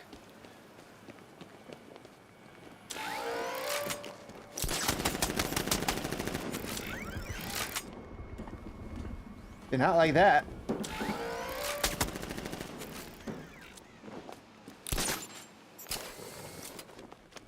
Not liking that one bit. Destroy. See ya. Don't need you harshing my mellow. Alright, now let's find it. Alright, let's get in. They're great. Grapple up, shoot. Try that out. That was unexpected and really cool. And All right, so that's where we're gonna go. Right? Climb. No. Climb down. Yes. She's finally set for life. She should probably make a name for herself outside of the tennis circuit. Dude, she's a stud. She's probably gonna coach. I can see her doing some coaching.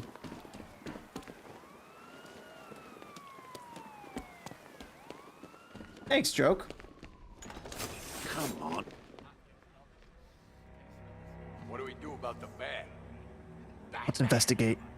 Don't worry about Tie ball game He's about to become for the Fire and the Revolution. nothing. You see, I told you. Another clean sheet for Gaga Slonina. He's overrated.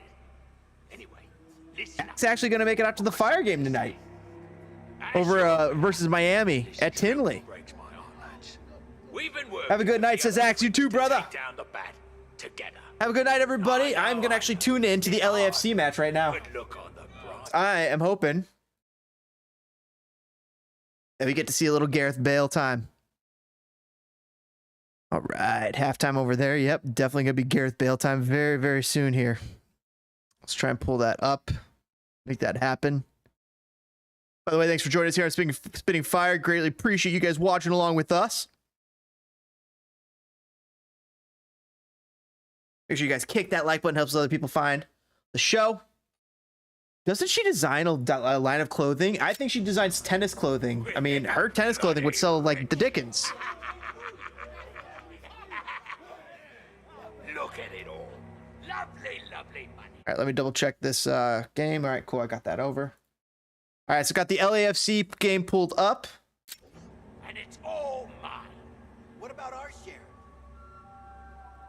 Don't worry, son. You'll get yours, I promise. Now, any more stupid bloody questions? What do we do next?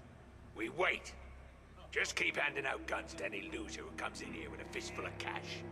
This arrangement with Scarecrow is strictly short-term. The Clown's dead, and Batman soon will be. Then Gotham's ours for the taking. And I am going to take. I want it all.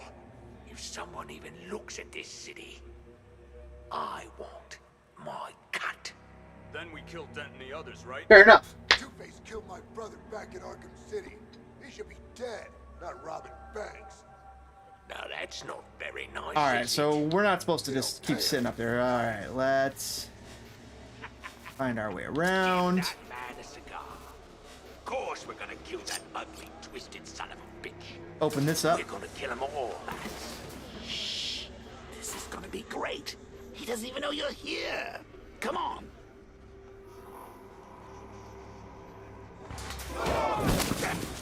The Arkham Knight, Barbara Gordon. Tell me where they are. This is so great. So that's who we had. The commissioner's little girl.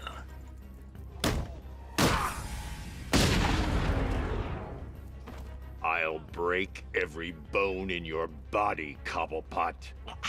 They were going to see some geezer called Simon Stagg. I think he runs a pharmaceutical company or something. Do not lie to me. I'm not, I swear. They said he's about to leave Gotham. Those airships over the West River, it belonged to him. Put him down! We'll shoot, but... Fuck! Won't do you any good. Scarecrow's gonna break you. You are going down, Batman. Hold him steady, folks. I've been working on my swing. No, you. Watch and learn. Gonna knock his head right out of the... What was that? This is you handling it, right? Nightwing! Don't worry. You can thank me later. He ain't got a chance in hell. Let's get some Nightwing. Yeah, this is so sick.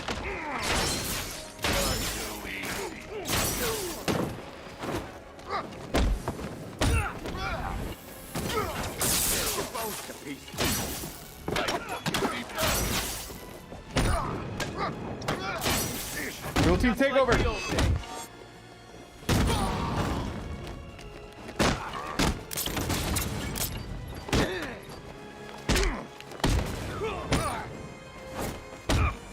sick.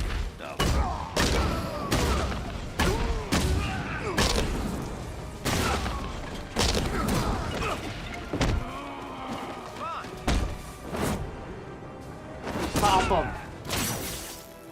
What do you want?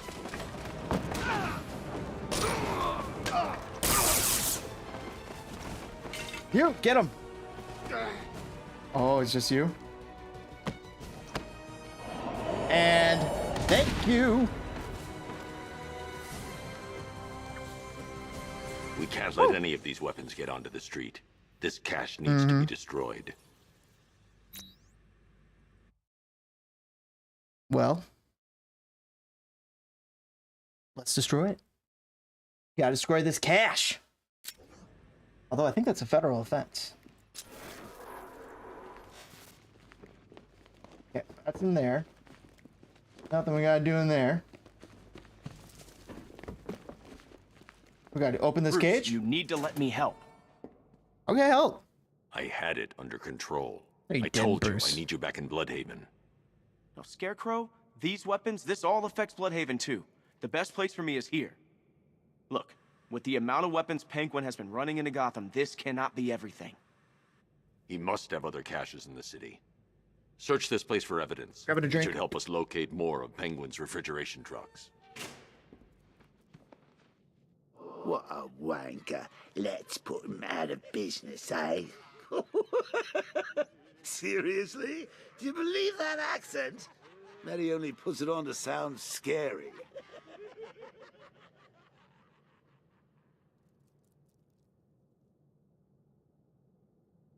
Let's see. We've got a pile of explosives. You've got explosive gel. It doesn't take the world's greatest detective to figure this one out.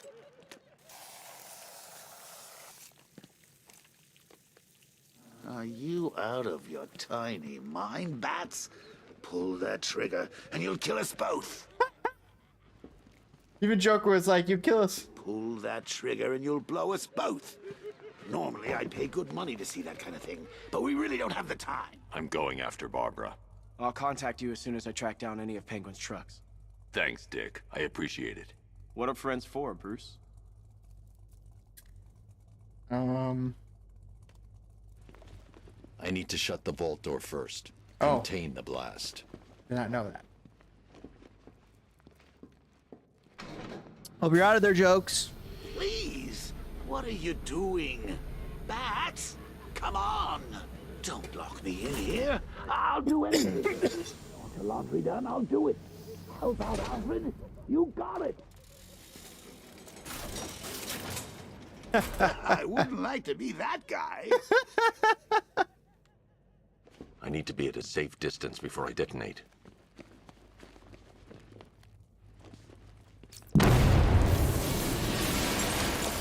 There we go.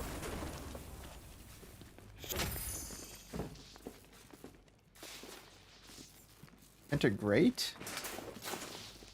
Can I go anywhere else? Nope. Just pop up. We're good. We're the clear. Ooh. Now I think I could talk to Nightwing. Yes. Well, what do you know? The old team back together again. Thanks, Night. You should head to those airships. I can handle things here. You can? All right. Well, how do I get out of here? There? Cool. Alfred, find out everything you can about Simon Stagg. The pharmaceutical magnate? Of course, sir. Simon Stagg. Now, what have we got here? Uh-oh. A good old-fashioned ambush. Oh, you wait there, Bats. Let your dear old Uncle Jay sort out these chumps. What's he gonna do? I can handle it. Open fire! Shoot everything!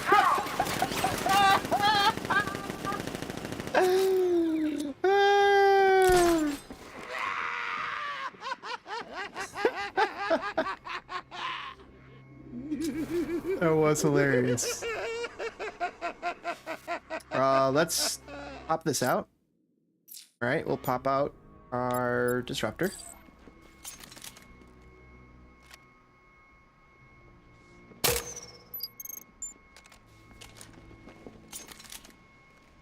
we going to get out of this I'm mess? trying, Jokes. Don't look at me. I'm an incorporeal being. I'll be killed instantly if I drop down. There has to be another way. I'm just not seeing it. Really? Trying.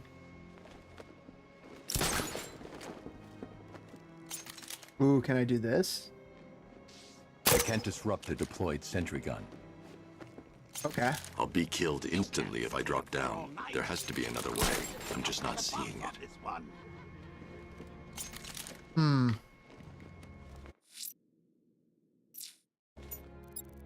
We're not seeing it. In the United States, burning banknotes is prohibited under 18 U.S.C. 333 mutilation of national bank obligations, which includes any other thing that renders a note unfit to be reissued. Oh, come on. Surely there's some bat-themed gadget that can get us out of this mess. Yes, there's got to be. So, where is our smoke pellet? You know. I'll be killed Gadget with guns. So I want you. if I drop down. There has to be another way. I'm just not seeing it. How come I can't?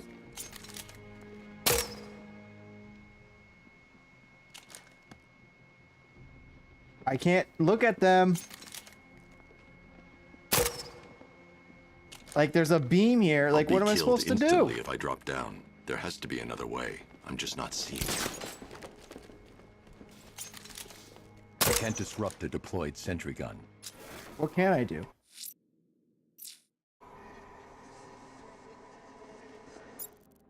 What can I do? Oh, what about this? The battering. The soldiers have got the door covered. They'll see any gadget coming from inside this room. Yeah. I need to figure out another way.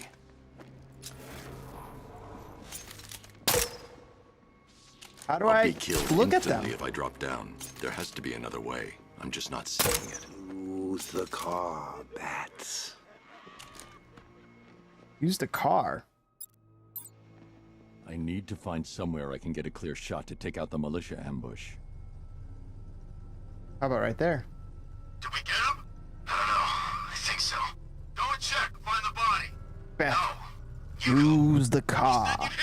I love how I think that was a Star Wars reference. And he's Luke. Since when? Since now. So what? Just wait and see what happens? Use the car. Oh my god, that was. Professionals. He didn't stand a chance. Exactly. We should just go collect the check and head out of this damn city. Can't wait. I hate this place. It's always raining and it stinks. Careful. Going on up. Oh, I love the Batmobile. It's fun. So. Oh, hello. What the fuck? How'd I fall off? I ain't going in there. He's waiting, I know it. I fell off. Yeah, don't go destroying banknotes, though. How do I keep falling off?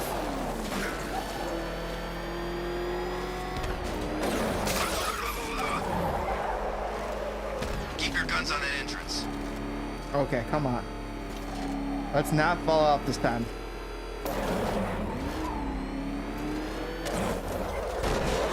There we go.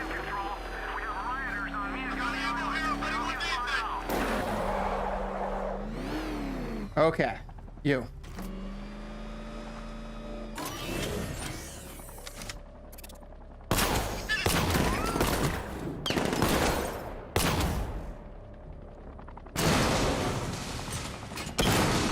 See ya.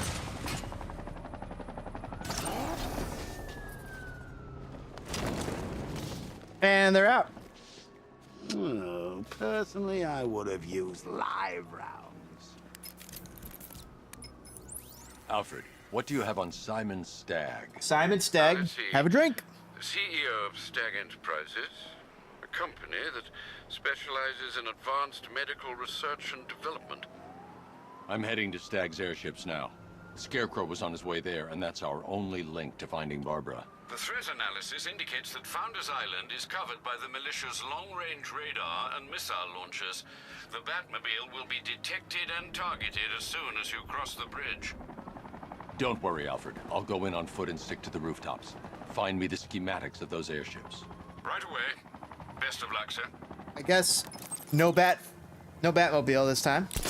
Sir, Stag's airships have been hooked and tethered. We're reeling him in. Good. Get in there and find Stag and interrogate him.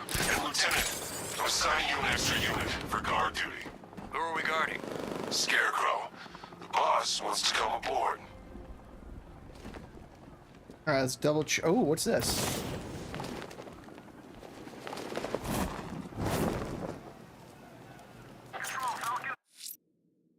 I think that this The Bat creature. is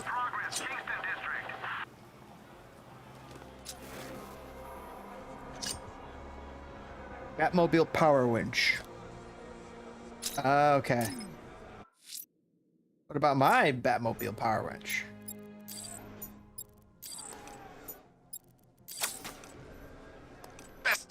Let's go to the department store and loot some costumes. Nope.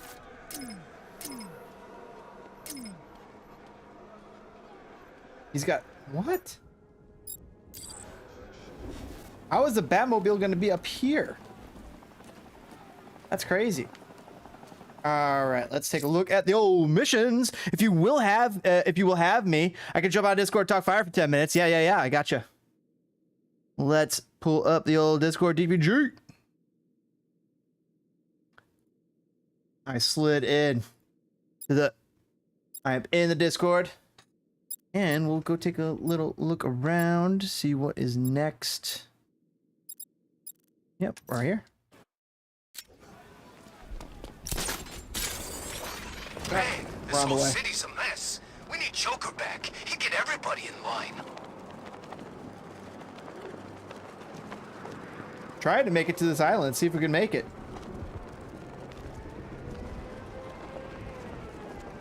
We made it! Is this a secret? So the cure you knocked back in Arkham City didn't work after all? Well, I'm not surprised. I pumped about 3 pints of blood into you that night. I couldn't stop. I just wanted us to be close. He's so crazy.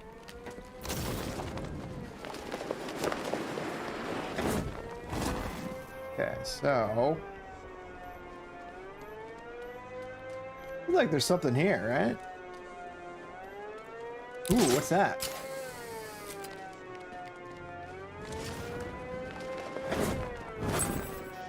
What the fuck?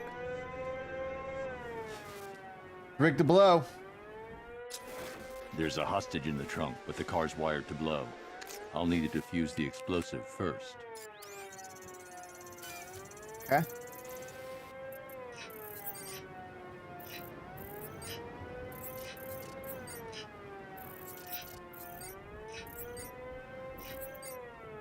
think we did it. Explosive diffused. You found the Cheshire Cat, all grinning. But don't be fooled. Don't think you're winning. This guy doesn't. Are you friendly?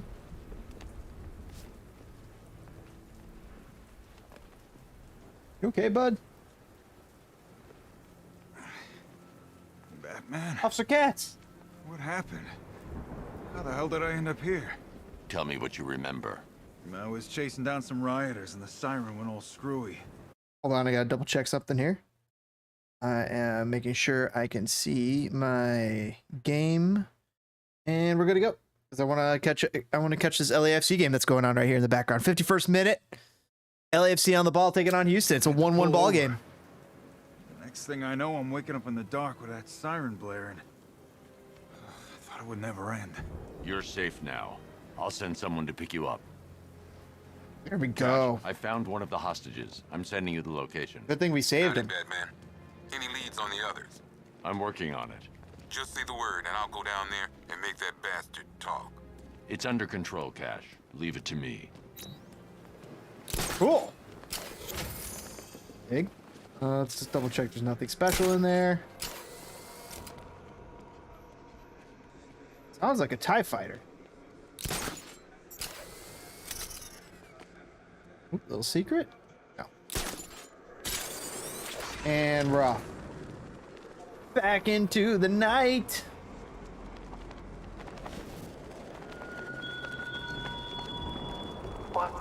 Oh my gosh, look at all these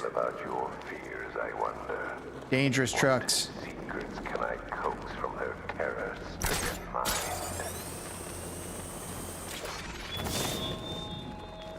Oh, none, buddy. 3. All right, let's just take a little look at any potential upgrades.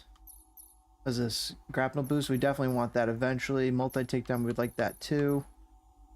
Bullets, we like being able to stand up to bullets.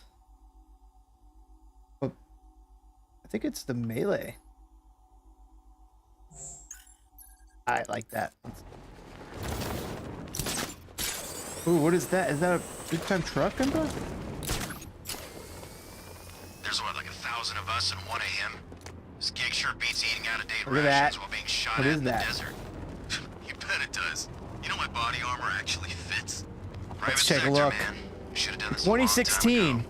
The Batmobile avoided a ticket in Rockville, Maryland. The police directed a few questions to the driver wearing a Batman costume. He didn't have an official state license on the back of his car. He's done nothing that's impressed me. But he's got a car. We've got 1,000 drones out there ready to take him apart. What is this?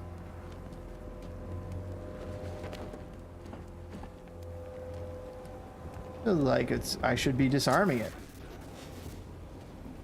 Patrol Right? squad reporting in. No sighting. We've locked down a whole city for one man. It's overkill. The way Oh, the night nothing talks to do about here. this guy, I'm surprised we didn't lock down the state. Back on the trolley. Ooh, that's fun. Ooh, look at this.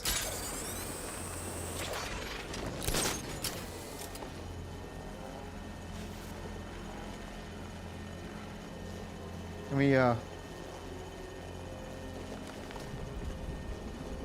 I hurt you? Seems like I could hurt you for a second there.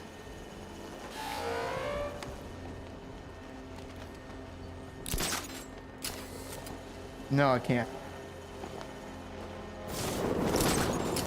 Trying. Climb down. No, alright, that's not helping me. Oh, I can jam that.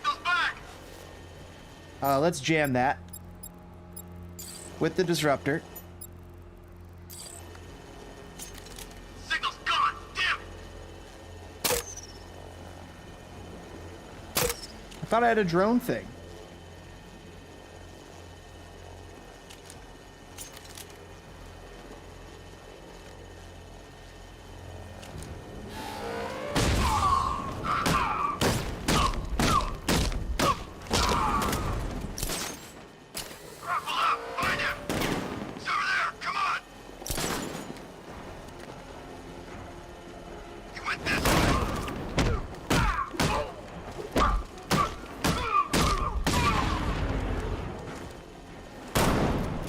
Whoa.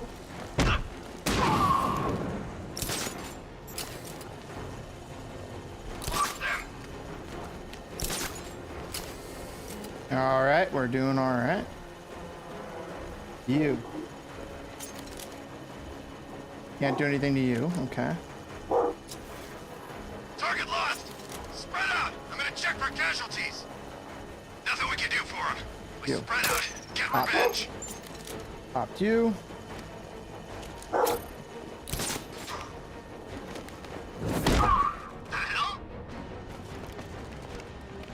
This way, over here. Shit, I thought I had you. Oh, fuck. I'm going for you, Batman. Where'd you go, buddy? Oh, you abandoned your drone?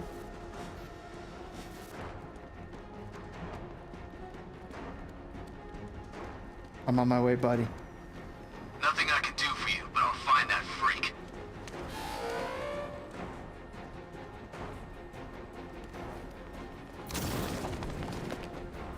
What happened? Ah! Oh, it's right behind him. All right. Take him out. Okay, I've taken out the militia. Now to disable the tower. I can never be Batman. My fear of heights disqualifies me, says Archduke. It's all right, Angus. You could be Batman because you would overcome that fear. Don't sell yourself short. You could all be a little Batman. LAFC having a sub here? What's going on? I'm at the airships. What did you find? Well, Escobar. the ship's original schematics reveal a service hatch that should be accessible from the top of the aircraft. It would seem Mr. Stagg is rather protective of his research. I expect the security to be high. Thanks, Alfred. Thanks, Al. Lucius, how's the remote hacking device coming along? I think I'm about to need it. Maybe you should add Yo. to that job. DPG. I'm uploading the latest decryption How's it going? to the device in the Going good by me. How about you? Not too bad. Just watched the fire game. You caught that too? Yeah, I managed to watch it. Gareth Bale coming on, by the way, for LAFC right now in the 59th minute. Yeah, so I watched the first half. Yeah. Watched part of the second half. I had to put the kid to sleep. Bedtime. So you know, that missed penalty by Mueller really that you know, we could be sitting here talking about how we're only 3 points away from like getting a playoff spot. And you know, we have games against Columbus, against Miami, Montreal, and you know, the last game against New England. And it's like we could have been like talking here how we might actually squeeze into the playoffs. At this point, it feels more or less like we're just delaying the inevitable. Like, you know, we're kind of we're hoping for our, you know, for the Fire to make it to the playoffs, but you know, it's becoming less and less realistic. You know, realistically, it will happen. So yeah, it's been feeling like that. But what was very disappointing, and it's got to be gutting for Mueller, there was nobody else I'd rather want on that pen than him, with the season on the line, because to me, it means the most to him. On anybody else on that team, it means the most to him and to Gaga. So I'd rather have him taking that pen. It was crushing that he missed it. I think he was crying. He started to cry or something. He got emotional after he missed. Yeah, he got emotional after he missed. I'm sure he's probably emotional in that locker room. For a guy that, you know, if there's anybody on this team that could call out anybody else on this team, it's either Mueller or Chichos or Gaga. Yes.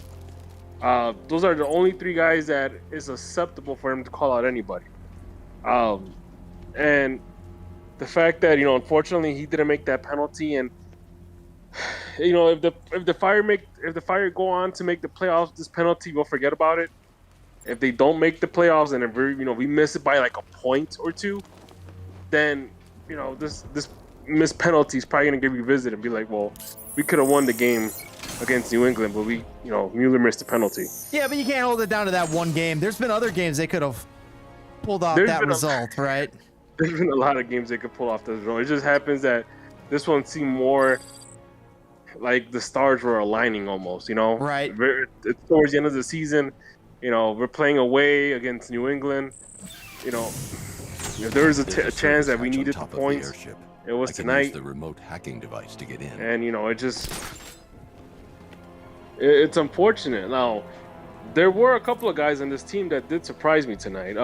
Tehran, he actually did better than bad. What I mean by that is that for most of the game, he did pretty good. And then there were a couple of times where he kind of just got caught ball watching, which, you know, as a defender, your whole job is to literally track that ball. And if you're stuck ball watching, now let's get down, I mean, come on, you're not doing your job. The one job you're supposed to do.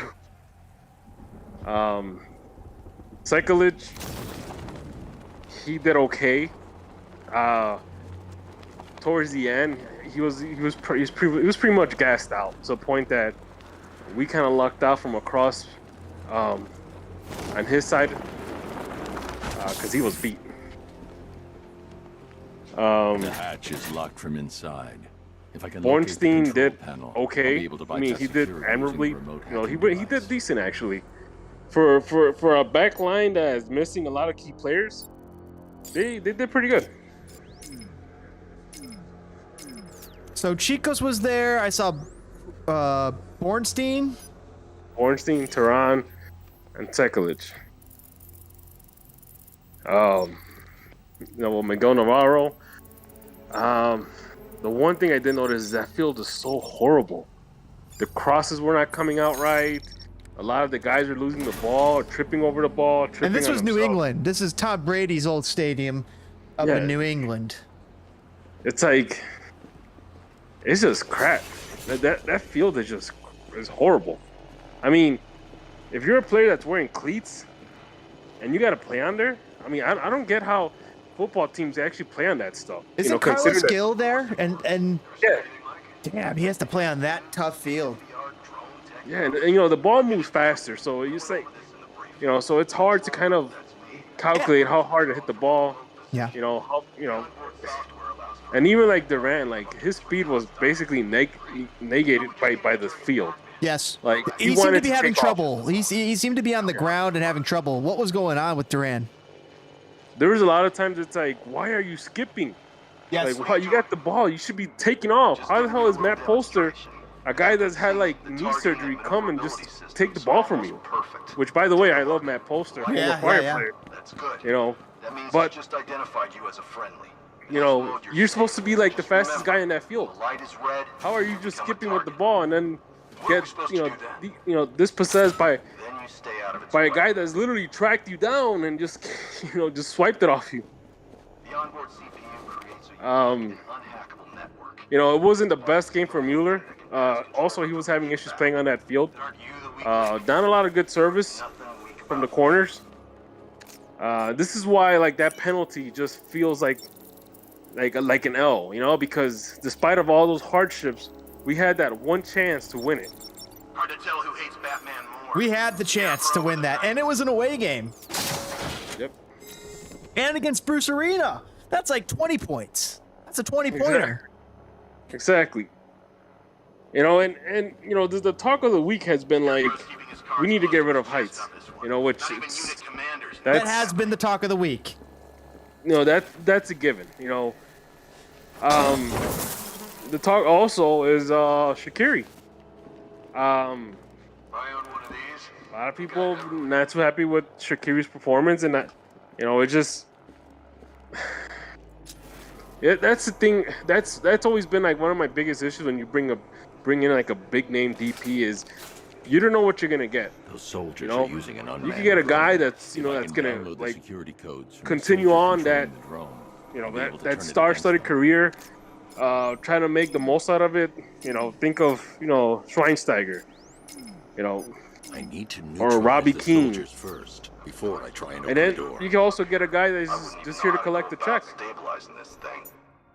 And you know, in Shaq's defense, you know, he has done pretty good. He has 11 assists, 4 goals. But for what you're paying the guy, you know, you want him to produce a lot more than that. I mean, but by the way, those are not bad numbers, but they're also not 8.5 million a year numbers either. No, and then he went out there today, and did you really feel like he was going to go out and change the game? No, honestly, I didn't think he was going to be a game changer, and that's the part that makes you think is like, you got Toronto, signing, Insigne and Bernardeschi, and look at the quick impact that those two guys have done. TPG, I think I've decided he's a bust just now because of that reason. SHAQIRI is officially a bust. Yes, he's leading the Fire with 11 assists, but so could a cow that has milk coming out its tits. Right now, Anybody could. The Fire are lost, and SHAQIRI is not helping the situation, and he's definitely loading up and concerned for the concerned for the World Cup, protecting his body. He's checked out mentally of the Fire's playoff push. He's all about SHAQIRI and the Swiss national team, which is fine. I can't blame him for that, for being preserving for the World Cup year. I can't blame him for that, but I can blame Heitz for making the mistake of bringing in a non-impact DP, because that's what he is. He's a non-impact DP again. Another non-impact DP. Same thing as Gaston. Same thing as Jairo Torres. These are non-impact DPs, and that is not how you win MLS. Just like you said, Bernadeschi, impact DP. Insigne, impact DP. Cucho Hernandez over in Toronto.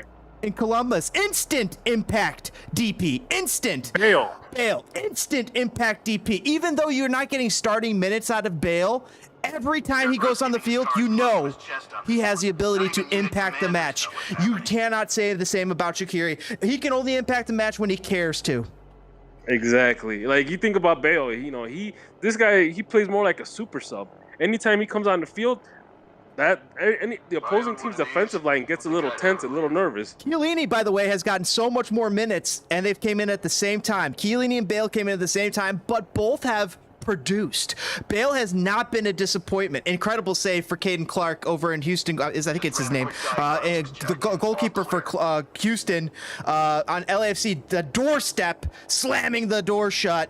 Tie ball game still 1-1 there, but Bale, you've seen the impact. Even though the stats aren't there, every time he comes on, you see it. Every time SHAQIRI comes on, he looks fat, slow, a step slower than everybody else. He looks like he's already angry, and we need and I say we got to see more. I think we've seen everything that SHAQIRI's had to give. I think he's given us more than he gave his previous team in the French league. Yep. He's given us more, but I think this is the peak that we're going to get out of him. This is the most lemonade you're going to get out of this lemon. And I truly wonder if he's going to be around next year, because he forced his way out of the French club. Yep. What's to say he can't do it for Chicago Fire? Bale just missed a sitter. Bale almost just scored. And that's just it. Is that, SHAQIRI's treating this year like the preseason for Qatar. He's treating it like a warm-up to Qatar. And once the World Cup is, has come and gone, what happens afterwards? Are we gonna get a lazier SHAQIRI that's gonna try to hurt himself or try to pretend he's hurt just to cash in a check? Because the World Cup's done. He's not gonna go to another World Cup. He's pretty much at that point, you could think of it as a twilight of his career. Yep. What kind of player are we gonna get after Qatar? Are we gonna get a guy that thinks he still has something in the tank, or are we gonna get a guy that just wants to collect the check and go home? When you're getting a DP, you got to get somebody who's top 25, top 50 in MLS. SHAQIRI, is he a top 25 in MLS? No. Is he a top 50 in MLS? Maybe. Oh my God, the goalkeeper for Clark for Houston is standing on his hands, and it is incredible. The two amazing, literally the last 5 minutes, we've seen 4 sure goals saved by Clark and his defense. It's been an amazing effort down in the Houston and LAFC game. It's tied 1-1 in the 71st minute. And LAFC, I think, is still going to score, but the heroicism of this Houston goalkeeper has been incredible to watch. Speaking of heroism of goalkeeper, Gaga quietly gets another shutout, but quietly. Yes, he gets another clean sheet. And that, the past couple of weeks, a lot of these NYFC fans are upset that MLS is hyping up Gaga and not Sean Johnson. Mm-hmm. Sean Johnson obviously has more clean sheets than Gaga, and it's fair for them to be upset. A better team. And a better team. But if you think about it, Gaga's only 18 years old. Sean Johnson's already in his 30s. Who do you think is going to have the higher ceiling at that point? Who do you think is going to be the future of the U.S. men's national team starting goalkeeper? Who could that World Cup experience be more useful for? Yep. For the third keeper. for the third keeper. It's not going to be useful for Sean Johnson to be the third keeper there. He's never going to play. He's not going to get experience. If the chance happens that the third keeper plays, oh my God, it's horrendous. But you know what? I'd be okay with if it was Gaga Slonina. Because he's going to be on the biggest stage anyway. He's going to Chelsea for 15 million quid. Exactly. And, you know, and that's not to say that, you know, Sean Johnson is a bad goalkeeper. He shouldn't go to the World Cup. We, as Fires fans, love Sean Johnson. Yes. We love the guy. He, you know, I'd consider him almost I'd probably, at this point with this past decade, you could probably consider him like the only guy that probably should be a Fire legend. Him and maybe Basti. I've got the code. Now I can turn because I that mean, drone against them. you might even throw David ARKHAM in that mix. But you know, going back to SHAQIRI, you know, it's hard not to compare him to Schweinsteiger. You know, Schweinsteiger, be able to override it with the remote hacking. He came to play. Schweinsteiger, even though his body did not come to play, he mentally came to play, and he was mentally here, even though his body was just not complying with him. He wasn't the fastest guy. We have a different player in SHAQIRI. SHAQIRI, it's not that his body's not complying with him. It's kind of both. His body's kind of saying, hey, I'm at the end. You got to really push it, and this is your one chance to go play in the last chance to go play in the World Cup. And this is what you built up your career for. It's not for to go win the MLS Cup with the Chicago Fire. It's to go play in the World Cup. Yep. And I mean, one thing is if you're Brazil or Argentina. Another thing is if you're Switzerland, like, how far do you think they're gonna make it in this World Cup? They can make it to the top 16 at best. Yeah. So. But the ARKHAM Knight and you know, I get it. You want to play in the World Cup because maybe that's, you know, a lot of people are saying that SHAQIRI only plays good in tournaments. Incredible goal. Incredible goal. Incredible goal for Houston. Oh my God. They just took the lead on, and it's going to be goal. It's going to be goal of the week. You're going to see it on the TV. DPG, this goal. I only caught the last second as it's soaring into the net. But oh my gosh, the LAFC goalkeeper was so outstretched. He was jumping into the next county, and he still couldn't save it. And the thing, it's funny because I always thought that LAFC tends to collapse towards the end of the season. And it cracks me up that it's happening now. Like they're collapsing. They took a beating. They took a 4-1 beating against Austin. Austin's a good team, though. Yeah, but they're not LAFC good. You're right, they're not. You don't put them there. You know, LAFC is like on top of the Western Conference. They're their own tier. LAFC is its own tier, and you're right. When they're losing, it's like, are they their own tier, or is it just something we want to believe? Because, I mean, the one thing about MLS is the teams, it is a team game. Individuals help the team, but it's the individuals that buy into that team game that's what wins games. Tati Castellanos over at NYSCFC, dude was bought in.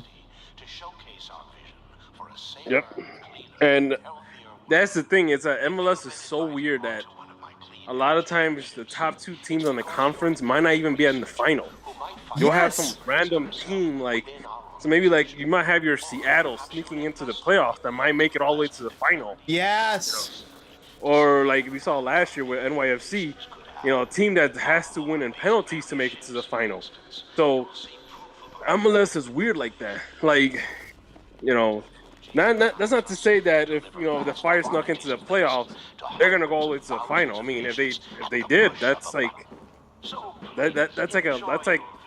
that should be like its own ESPN 30 for 30 documentary, you know. But you know, going back to Shaq is that you're right. He doesn't look like he's in shape. However, the hacking device he's looked like he's gained a couple of pounds. Any control terminal. Half the time he's not focused in the game. He's, you know, once they double team him, that's it. He loses the ball. And he's sloppy with the ball. Yeah, he doesn't put up much of a fight to keep the ball either. No, he has a lot of quit in him. I don't like when there's a lot of quitting players, and you know, when you get older players, there's a lot of quitting older players. They've just been there. They don't have to run as hard as a younger guy. Yeah, and the thing too is like, man, you look at a guy like Rafa Chicho, and you know, and he got hurt last game, and he got hurt in the knee. He was out for this game, but the man was trying to walk it off and go back to playing. Like, that guy has a lot of heart. That guy's a soldier. Like, he's willing to go and sacrifice his body to just, you know, make sure the team doesn't, you know, in this case, you know, avoid having, you know, losing more or trying to score. But, you know, when you look at, you know, Shaq, he's over here saying, oh, my thigh hurts a little bit. I got to get out the game. Like, really? He's been quitting these last few games, and because we know he's in preservation mode, but that puts Ezra in a weird place. And you know who put Ezra in this weird place? Heitz. Fucking Heitz. Heitz has made its garbage decision after garbage decision. It's time for him to go. And I can still, I see people giving Ezra a shit, and I also see some people defending Ezra and saying, hey, we've given all these other coaches more time. And I'm okay with giving Ezra more time. In fact, I'm more enthused about him than I was Paunovic, than it was Wiki. I've seen more flashes that I've been excited about from these guys, but the team build from Heitz has really put these guys in a bind. And it's gotten to the point, dude, how many more times can you miss on your DP? And you have to get a top 25 MLS player. You have to get a hungry player. The thing about Schweinsteiger is, even though he had won it all, he was still hungry. SHAQIRI, he's fat as fuck. Dude's been fed 3 times over. He's fatter than Winnie the fucking Pooh. And here's the thing, though. This is my thing. Talking about Ezra and Heitz. So Heitz, you know, he has done a good job of taking Joe's money and just throwing it in a dumpster, lighting it on fire. Absolutely, but also he got Gaga Sonino. No, he didn't. Gaga Sonino was here before he was. Exactly. Not only that, you know, even with the amount of money they're gonna sell Gaga to Chelsea, that's not even gonna offset all those, you know, high caliber DPs that, you know, Heitz decided to dump money on. No. You know, and the fact is that Joe Mansueto, him being a businessman, he should see that this is not just a regular, you know, Wall Street business. This is a results business. Like, if your team's not winning, nobody's gonna go to the games. You know, and I get that, you know, he had an interview a couple of months ago, where he mentioned that he believed in long term and he's happy with Heitz and he wants to keep him. Like, how are you gonna keep a guy that's just taking your money and burning it? And, you know, and the decisions it's just basically he got lucky. He got lucky that Gaga Sonino was here. Yeah, and because what has he done? What has he brought to this team that's of value? Nobody. That guy that we traded to Club de Foot. Oh yeah, the guy that got sold for $6 million. Shinozo 4? Or Georgi Mihailovic, who just got sold to Europe, or to some. I think Georgi got sold, right? Yep, Georgi got sold to Europe. And here's the thing: is that everybody's already happy that, oh yeah, the Fire are gonna get 10% out of that $6 million. We should have been the ones that got the whole $6 million. Yep. We should have been the one that said, oh, you know what? Here, we'll sell him for $6 million. We'll sell Gaga for 10, 15 million. And look at that, we would have walked away with at least 22 million in the bank. But no, Heitz thought differently, and he had no issue burning through Joe Mansueto's money and bringing in guys like SHAQIRI that are making 8.5 million for 11 assists and 4 goals, which means that's a very expensive assist ratio. It is, and like we said, when he's coming in off the bench, what faith do you have that he's actually going to change the match? We don't have faith, and that's an indication that he's not an impact player. And they were talking about him on one of the podcasts the other day, just saying, is SHAQIRI a bust? I was like, I don't know if we could say that. He's got 11 assists. He's leading the team in point scoring, but And also, it's like to label him a bust. It feels like it's a knock on him, and it is, but it's more so a knock on Garrick Heitz to bring in him. And like I said, it was a panic move at the time. It was the best he could do, and the best impact player he could bring to the Chicago Fire. By the way, Columbus brought in Cucho Hernandez after. The best impact player he could bring into the Fire was this guy. It's like, man, can't you go to Argentina, go to Primera División, and look for the top goal scorer there? Maybe interested in coming to MLS. Go to Brazil, go to Colombia, somewhere. Instead of I know Shaq from back in the day. Let me bring him over. Even though the guy was pretty much inactive when he was playing in France. I don't know. That should have been like the first flag right there. Like, hey, this guy really hasn't played in his team, and I'm about to give him. People brought that up. I'm about to give this guy an 8.5 million 8.5 million a year contract. What is to say that this guy's not going to do the same thing on this team? And not only that, but think about it this way: if SHAQIRI doesn't care about playing for this team after the World Cup, and he only wants to collect a check, do you know how hard it is? It's gonna be for the Fire to get rid of him. Like, you could try to negotiate a buyout. You could try to negotiate like a contract termination, but why would he do that when he's making 8.5 million a year? He's probably gonna ride that contract through until it's over. So, I mean, and of course, it's pretty much the ball is literally in his court. Unless he wants to go to Europe and, convinces, works out a deal with the Fire to, mutually terminate his contract, I don't see him leaving. Who's going to take up that contract? Who around the league is going to take up that contract? I don't know I don't see the desire in him to continue playing soccer after World Cup. DPG. I see this guy as a one-term president. Well, yeah, exactly. And the thing is that he's going to want to collect some cash before he retires if he's heading towards that direction.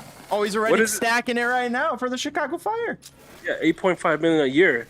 What makes you think that he won't stay for another year to get another 8.5 million, or another year to get another 8.5 million? It depends how long he's signed for.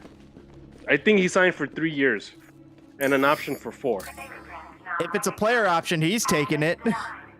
Exactly. So I think his contract's not up to like 2024, or I don't know, 2023, 2024. I don't know. But that's going to impact how this team's going to be built around in the next couple of seasons. And that's a DP slot that we can't get rid of. And not only that, well, what about Gaston Jimenez, another DP spot? I was gonna bring that up. Now you got Gaston Jimenez, who's hurt. He's injured. Nobody's gonna want to buy him. Nobody is gonna buy broken goods. DPG, this team is screwed for the next 3 years right now. And the decision to keep Garrick Heitz buried this team. This team was already buried. But keeping Garrick Heitz for this season and allowing him to make this mess poured cement into that grave instead of dirt. Heitz has literally destroyed this team for the next couple of seasons. He's tied down this team with big contracts for the next couple of seasons. He has literally burnt a crap ton of transfer money to build this crap team. And we as fans, we complain in the past.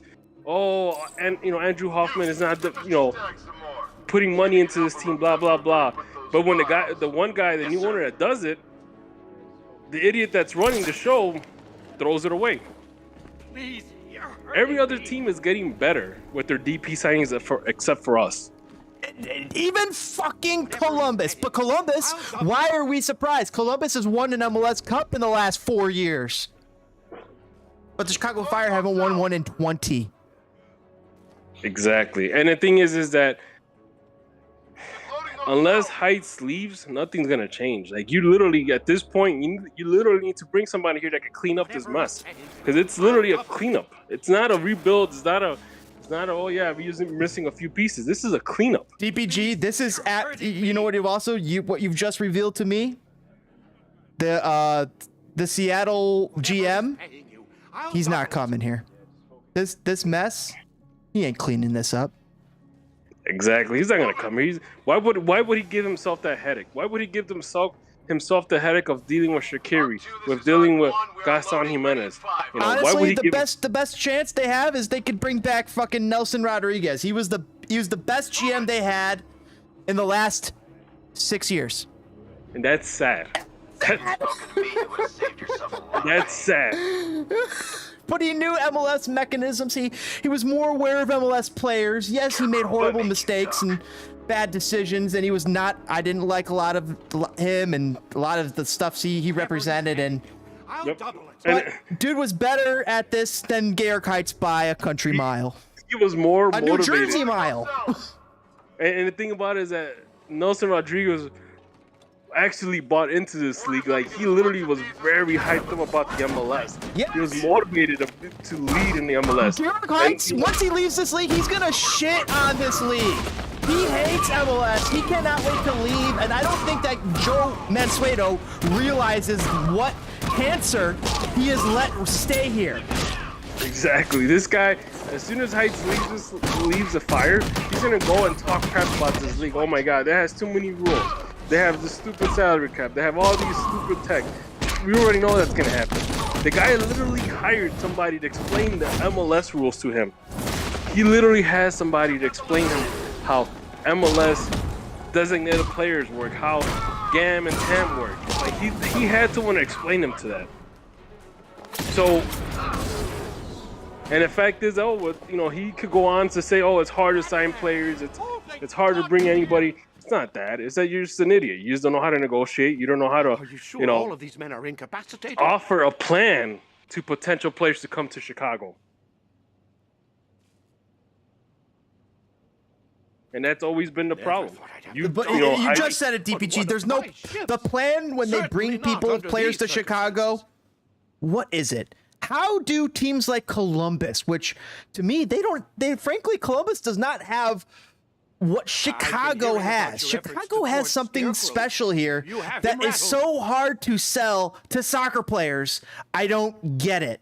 I understand why it's hard to sell to basketball players. You're living in the shadow of Michael Jordan, but you know who wasn't hard for? Player DeMar DeRozan, who wants to be Michael Jordan. I want that type of player. I want the player who wants to be the next Michael Jordan, like DeMar DeRozan, who wants that type of pressure to come live and play in Chicago as an NBA player. And the same thing with hockey. Blackhawks are a desirable place. The Bears are not a desirable football location. They're desirable on paper because you'll sell a lot of jerseys, but the organization of the McCaskies runs is so mom and pop pathetic. It's horrible. It's nothing compared to the other mom and pop Steelers, which knows what the fuck they're doing. And you could just hear it from Jay Cutler.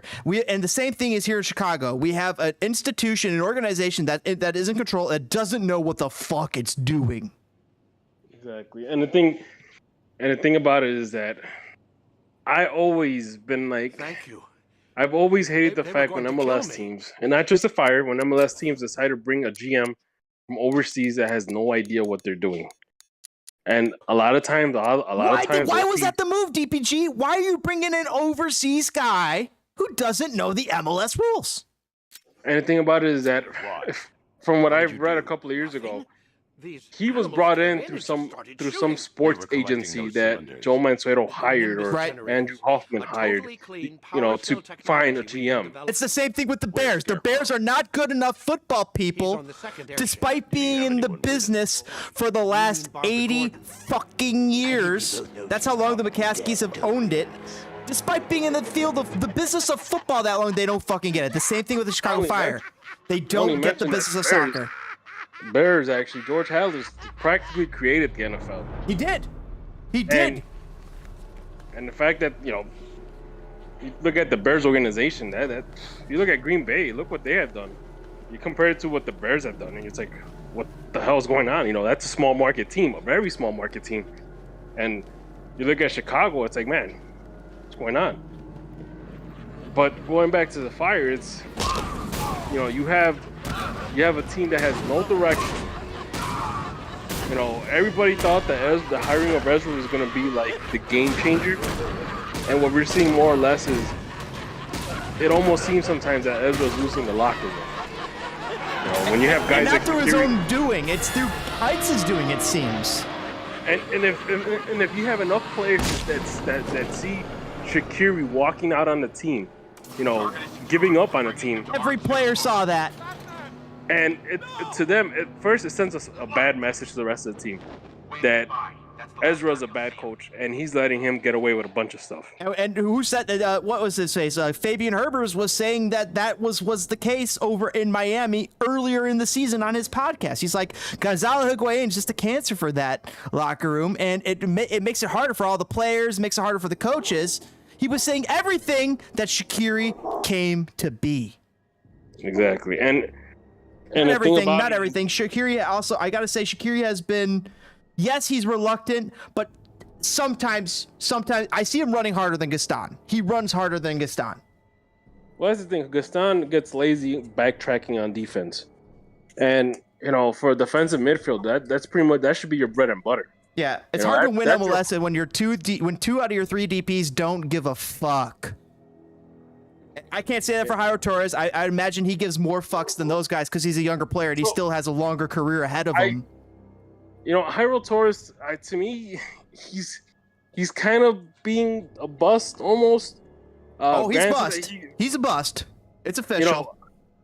You know, Jairo Torres, I get it. He came hurt from Atlas. I guess from what they were mentioning, you know, on a podcast from a few days ago, or you know, on Twitter, that they're pretty much Atlas was hopping him up on painkiller because he was hurt. You know, and when he came to Chicago, he was broken goods. So Whoa, DPG. Do you realize that what you just said there, they gave us a broken player. This happens all the time in other leagues too, where they can abuse these players. Yeah. Like that. And so maybe Jairo is not a bust. Maybe he was slightly abused by his previous team, and maybe we do have to give him a bit more time to recover from an injury. I think about football terms. Like, think about Robert Quinn. Remember the year he was on the Bears? The first year he was in the Bears, he was pathetic. He was nothing. Everyone was like, why do we even have this guy? Then the next year he came back, he was better than Khalil Mack. It's because that year before, he was playing on an injury. The next year, an injury healed, he came, and he was better than ever.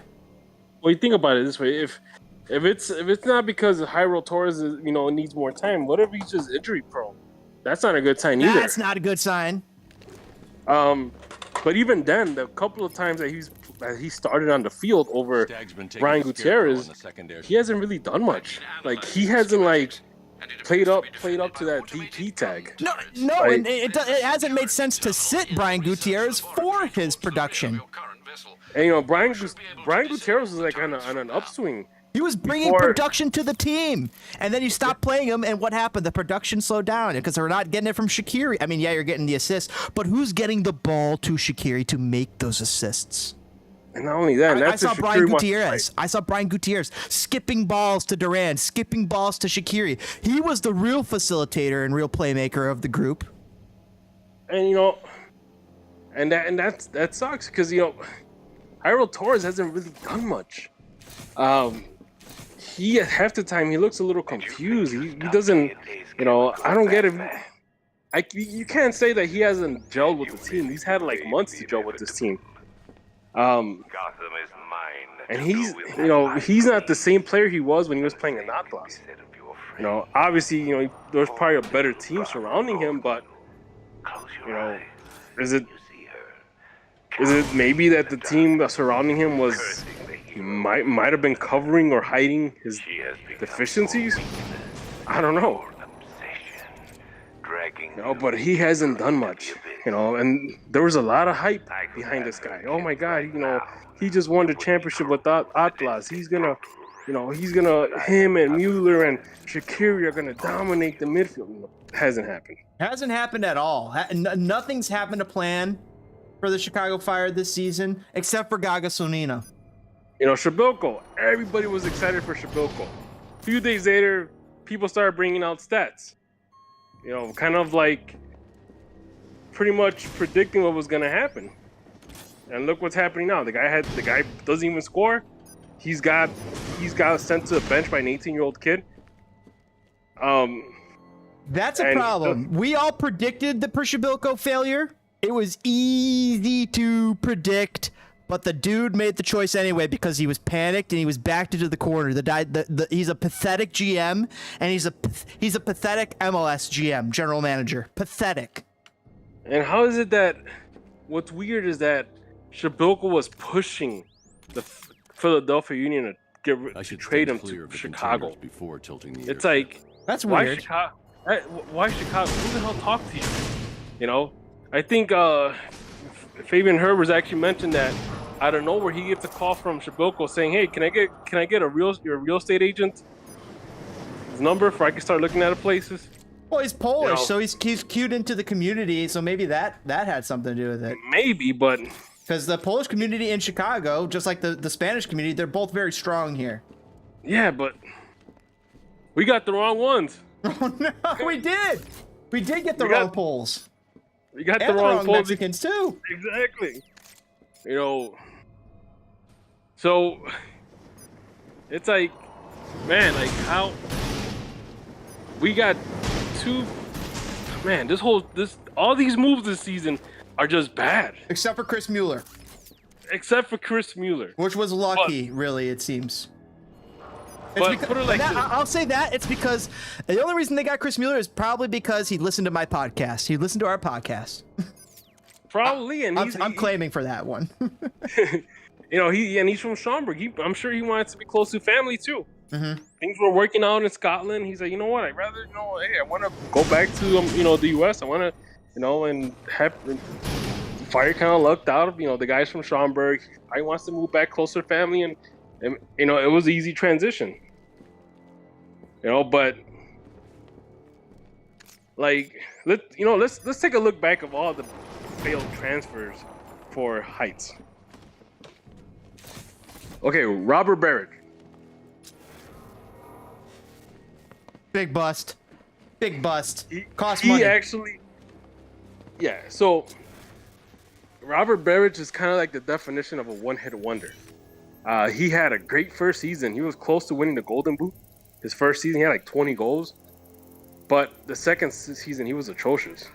I think people would ask, was Niko Nikolic a one-hit wonder? And I would say no. No. Because besides his Golden Boot season, dude had a skill set that you could build around on the team. It just, we didn't have the coach that knew how to. Same thing with Prishabilko, but his skill set might not be attuned till MLS anymore. He just might not. He might be okay for USL now, but he just might not be MLS quality anymore. We always talk about how the quality of MLS is improving. Yep. Let's see. Then he had Stojanovic. You had Medran, and a lot of these guys that didn't last longer than 1 or 2 seasons. Which a lot of times they were non-factors. Then you had Federico Navarro. To me personally, Federico Navarro is still kind of the jury's still out on that guy because people last year were ready to anoint him. The MLS pundits were ready to anoint him, and I was like, where are you guys seeing this from? Like, I mean, he looks like he plays soccer, but I'm not seeing the next coming of anything with any of these players except for Gaga. The thing about him is that he's very inconsistent. One game you might have him and he plays really good. The next game he's out of focus. He's missing passes. He's losing balls. It's just and so for whatever reason, this guy was voted player of the year for the Fire for whatever reason. But he's very inconsistent. I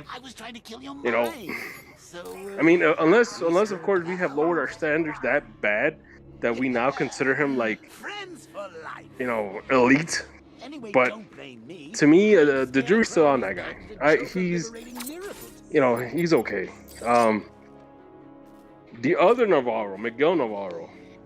He lost his mind today on the field for a minute there. By the way, Houston just beat LAFC 2-1. Heck of a performance by that Houston goalkeeper. Wow. And the LAFC collapse continues. It does. They had 55% possession. They had 19 shots, but it was all for naught. They lost to Houston 2-1. Yep. So Miguel Navarro, yes, there is potential there, but he has a crappy disciplinary track record. Like this guy loses it too quick.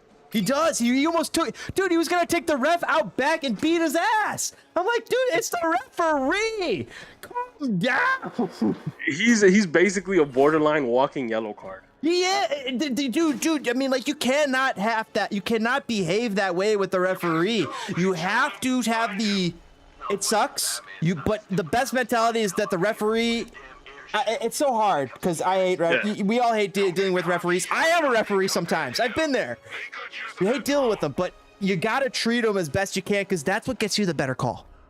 It's like he almost tries to act like Vinny Jones back in his playing days. You know, Vinny Jones from Snatch, ex-soccer player.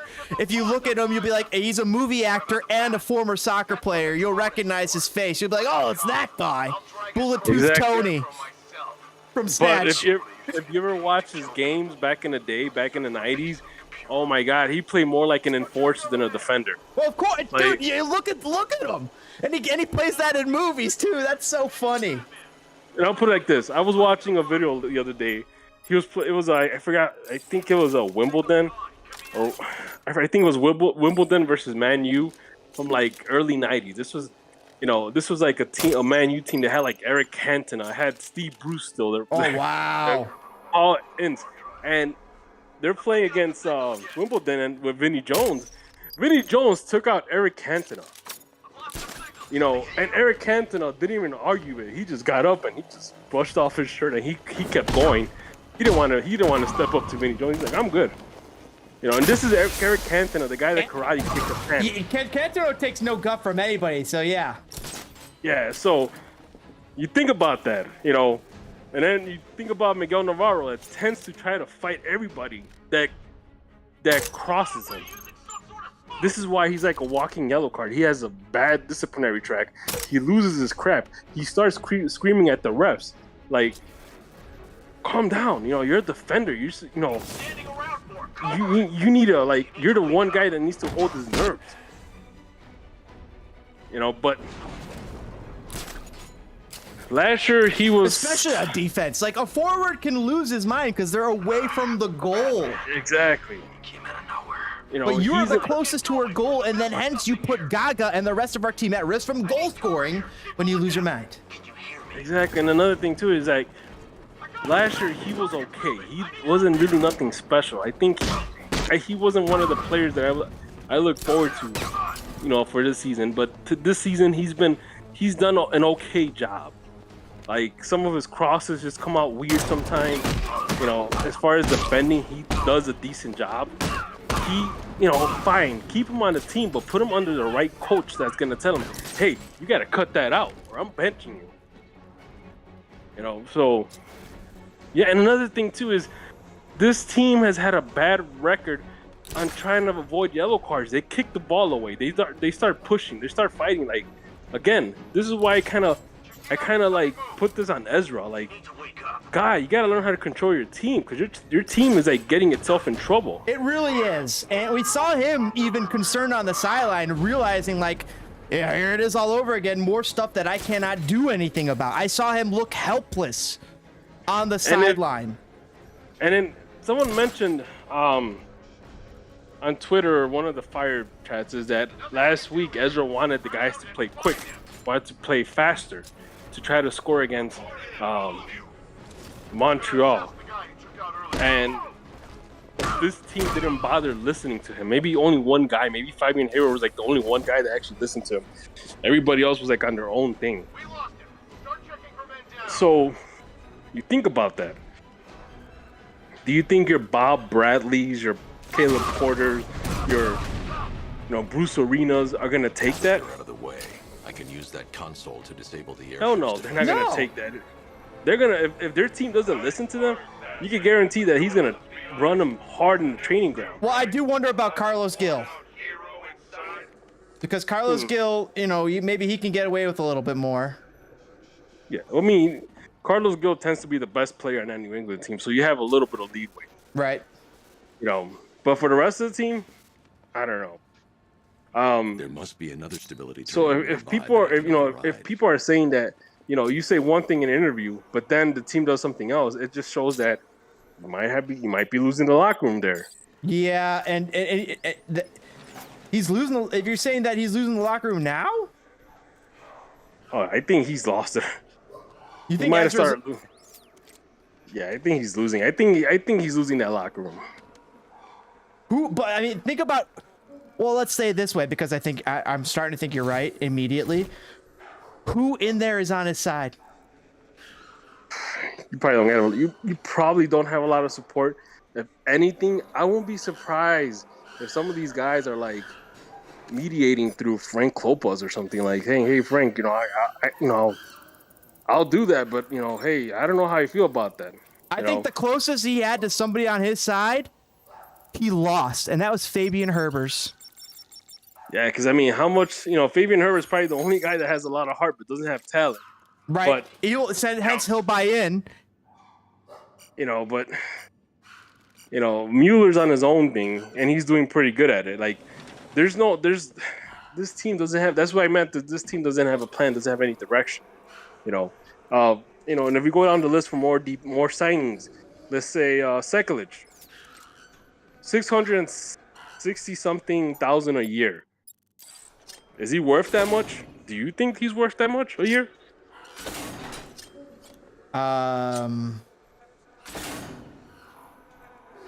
We're paying a right back 600-something thousand a year. I'm not sure that a right back on an 11th or now 13th place team at $600K on one of the worst defensive teams. We're no longer one of the worst defensive teams in the league, and that's literally because of Gaga Slonina. That's not because of Sekulic. Exactly. I honestly, half the time I think Sekulic is like on his own thing. Like, you might get a few decent showings, but for the most part, he just tends to get lost in the mix. And if we're, you know, the fact that the Fire paying him $600K, he doesn't play like a guy that should be making $600K. He pays like a guy that should be making $200, $150K, and then take the rest of that money and get a decent midfielder.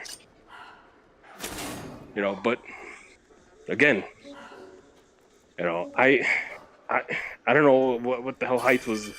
I don't know if he was just like signing contracts like crazy just because he thought, oh wow, he wants to play for the Fire, I'm gonna sign him right away. You know, and then you have Tehran. Tehran, that guy, the jury's still out for me. I mean, physically, he's amazing. Physically, he could do it all. But a lot of times when it comes to like teams putting passes around him together, it's just like he loses it. He starts ball watching. Mm-hmm. And as a defender, you shouldn't be ball watching. You should be tracking the hell out of that ball. Well, he's still young, and maybe with anher year of starting, Tehran next year starting, being the next year starting center back. Don't you get? Doesn't that get you a little excited? It does, but unless he fixes the issues he has now, like the first goal against NYFC, he was literally staring at the guy before he took a shot, and the worst part about it is that he was running up to him, and for whatever reason, he stops for like half a second, and then the guy just had enough time to shoot. That's not a full handprint. So stuff like that is just like, dude, why didn't you like step up to him? Why didn't you like rush him, slide him, something? There's nothing. Why did you stop? So mistakes like that is just like gets me like, oh my god, I don't know about Tehran. Need to find points where Stag is likely to. But in other times he plays amazing. Like he'll literally body check somebody to get to the ball. You know, so I don't know about Tehran. I'm excited by potentially him getting more time in the system and seeing what he could be next year. Miguel Navarro, I'm excited what he could be, but I'm almost starting to think he's reaching his. I don't know how much better he can get. He might be peaking already, and he's kind of a loose cannon out there too. Yeah, I'm starting to think that he might be peaking, and already have peaked, and we've seen at least the best are part of the best, and maybe he's got a couple, okay years ahead of him. But you know what? I'm for me, you can move on from Miguel Navarro. Chicos is absolute lock, and I'm excited to see what Turan could bring next year with a little bit more playing time, because he is so raw and he's got that athleticism. Exactly. No, like I said, I'm rooting for these guys to be good.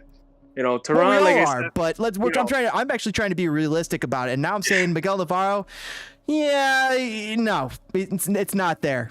It's not there. And same with Sekulic. I mean, he's good enough for maybe a bad MLS team. But we don't want to be in a bad MLS team anymore. Exactly. Don't. So I hope we get a decent right back next season that we don't have to break the bank for. And then we look at that midfield. You got Mauricio Pineda, which to me he's a lot. Check for other places he touched. There's more chance of getting full set of prints. He does a pretty good job. And he literally kind of makes you wonder, like, why the hell do we have Gaston Jimenez if Mauricio Pineda could do the exact same job? It doesn't make sense, does it? Exactly, it doesn't make sense. Why the hell are we paying Jimenez a DP salary where Mauricio Pineda could literally step up and take over? Likely to have left any prints at that moment. This So, is no good. a dumb move by Heitz right there. Not good enough. And then, God, let's see. Let me have the midfield. I should search for more prints. We already talked about Gaston Jimenez. He's the right back situation. I was hoping John Espinoza would show up, but he's not getting time. He's not beating out Boris Sekulic. So the right back and the left backs are going to go right back into question mode. Who's going to be filling in there? Because I'm not sold on Miguel. Midfield, like you just said, Pineda. Why can't we give him another season? And why did we bring in a player to stifle him? Well, we didn't. He was right here. Gaston was right here. So was Federico Navarro. But then it's like the Dax McCarty, Juninho, Bastian Schweinsteiger debacle all over again. All the same guys who play the same position, even though I think that Pineda and Federico play different positions. I'm not sure they're complementary. Ironically, the weird part is that you're right on that part, but for whatever reason, they tend to play pretty good together. Okay, so maybe they are complementary, but I was saying that they were not, but maybe they are. But the thing is like you might even put a question mark on Federico Navarro. Maybe, like I said, a lot of times he loses focus and he loses balls, and it's a big question mark sometimes. And then sometimes, for whatever reason, when he plays with Pineda, things just click together. It definitely clicks more with Pineda than it clicks with Gaston. Nobody has a clue what they're doing when Gaston's out there. Not even Gaston. So that's the thing is, man, this is why you kind of want a new GM just to take over and just decide these things. Like, hey, we could get someone better for this amount of money, and we're paying all this money. But after he was thrown let's continue on with the midfield. I should find more prints to reconstruct a full set. But I mean, we mentioned that we had Madron, which he did okay for 1 or 2 seasons he was here. Nothing special. And if I recall, he pretty much shitted on the team a couple of months ago when he did an interview. And then Stojanovic, which for whatever reason people were pretty high on him. I know he had that really nice goal against Cincinnati towards the end of last season. But I didn't see anything special besides that. I didn't see anything with Stojanovic or Madron. What special players have we had, DPG? We had David ARKHAM. He was special for a moment. He was special for a moment, but then teams started figuring out how to control him. Let's think about our special players for Chicago Fire. It was David ARKHAM. It was Nikolic was special. Who else was special on that team with Nikolic? We had Michael DeLeu. I wouldn't call him special, but maybe that's because I'm jilted against it. He was always quality. Damn, dude, fucking was always quality. So So Michael DeLeu. You even had coming off the bench. You had a decent amount of depth. Coming off the bench, you had Solinak coming off the bench. Of course, you have David ARKHAM. This was a team that had Matt Polster, They had Brandon Vincent. The center backs, you had, Johan Kapoha. You had Jao Mera. Matt Polster was one that, I mean, if he was still here, we wouldn't have the right back problems that we have. Reconstruction of Stag's thumbprint. Yeah, we actually had a pretty decent team.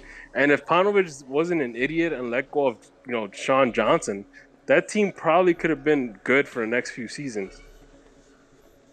Sean Johnson, him kicking out, that definitely kind of sabotaged that team, because then you bring in Matt Lamson. And yes, he's good at kicking cancer's ass, but he was not good at kicking soccer teams' asses. Nope. I've got the full set. And able to access Stag's then you had at that midfield, you had Bastian Schweinsteiger. Then you had you just mentioned the guy, the one that we got from Tigres. Well, we had Dax also. We had Juninho. There you go, Juninho also. So think about that. We had a stacked team. This was like a team that could have made a deep run, if it didn't collapse towards the end of the season. And if Pano would have adapted his tactics, but, you think about that. That team had a little bit of magic. It was well put together. It just happens that we had a crappy coach. Then you look at this team. There's no magic. There's no the magic comes from a person that they're not playing. For me, that's Guti. It's coming from Guti. It's coming from Mueller. But even then, yes, it is coming from Mueller as well. And even then, it's like, how long can they keep up with it before they say, you know what, I want to get out of Chicago? Mueller, he loves it here. And there's certain players that can deal with that. Like Mueller, he calls Chicago home. So he can deal with this a little bit more. But a lot of these other players who don't call Chicago home, they want to get out. They're out. They're good to go. Maybe Guti and Mueller will probably stick around, and Mauricio Pineda will stick around because this is home. But everybody else is like, well, I don't care much for Chicago. I'm out of here. Exactly. So, it's... And you look at our midfield. You look at Shaq. Shaq doesn't care at all. He's just here to collect his $8.5 million a year and get out. I don't see it. I just don't see it. The thing about Fire fans is that they tend to read into stuff too much sometimes. They read too much into Stojanovic. They read too much into Federico Navarro. And the thing about it is that people were saying, "Oh my God, Fire, why didn't you sign Stojanovic? He's still a free agent." Dude, the guy was lazy in training. The one time that you have to show up to the coach and tell him, "Hey, I'm ready. I want to play." In training, you decide to be lazy. So you don't need that kind of attitude in the team.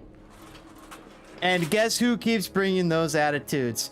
Well, Nelson Rodriguez and Georg Heitz. They keep bringing the wrong types of people in. You know who brings in the right types of people?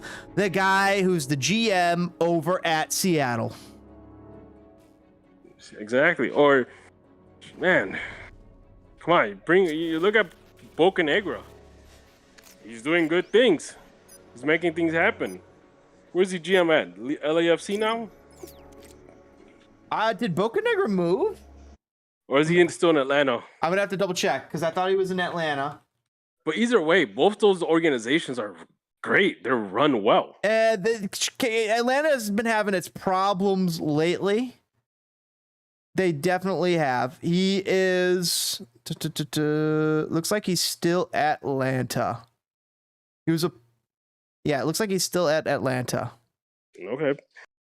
So it's like, those guys, you have your Lagerways, you have your Bocanegras, you have, who's running the show in, trying to think, who's running the show in Philadelphia besides Jim Curtin?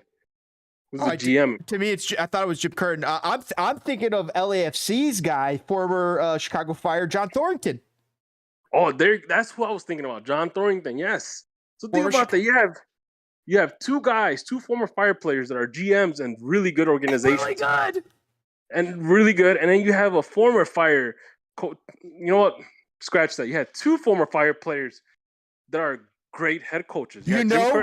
Oh, DPG, we could bring in. I think Carlos Bocanegra might be a target that you could bring in to clean up this mess because there's a mess down in Atlanta, and he might flee that mess to come up here to clean this mess up.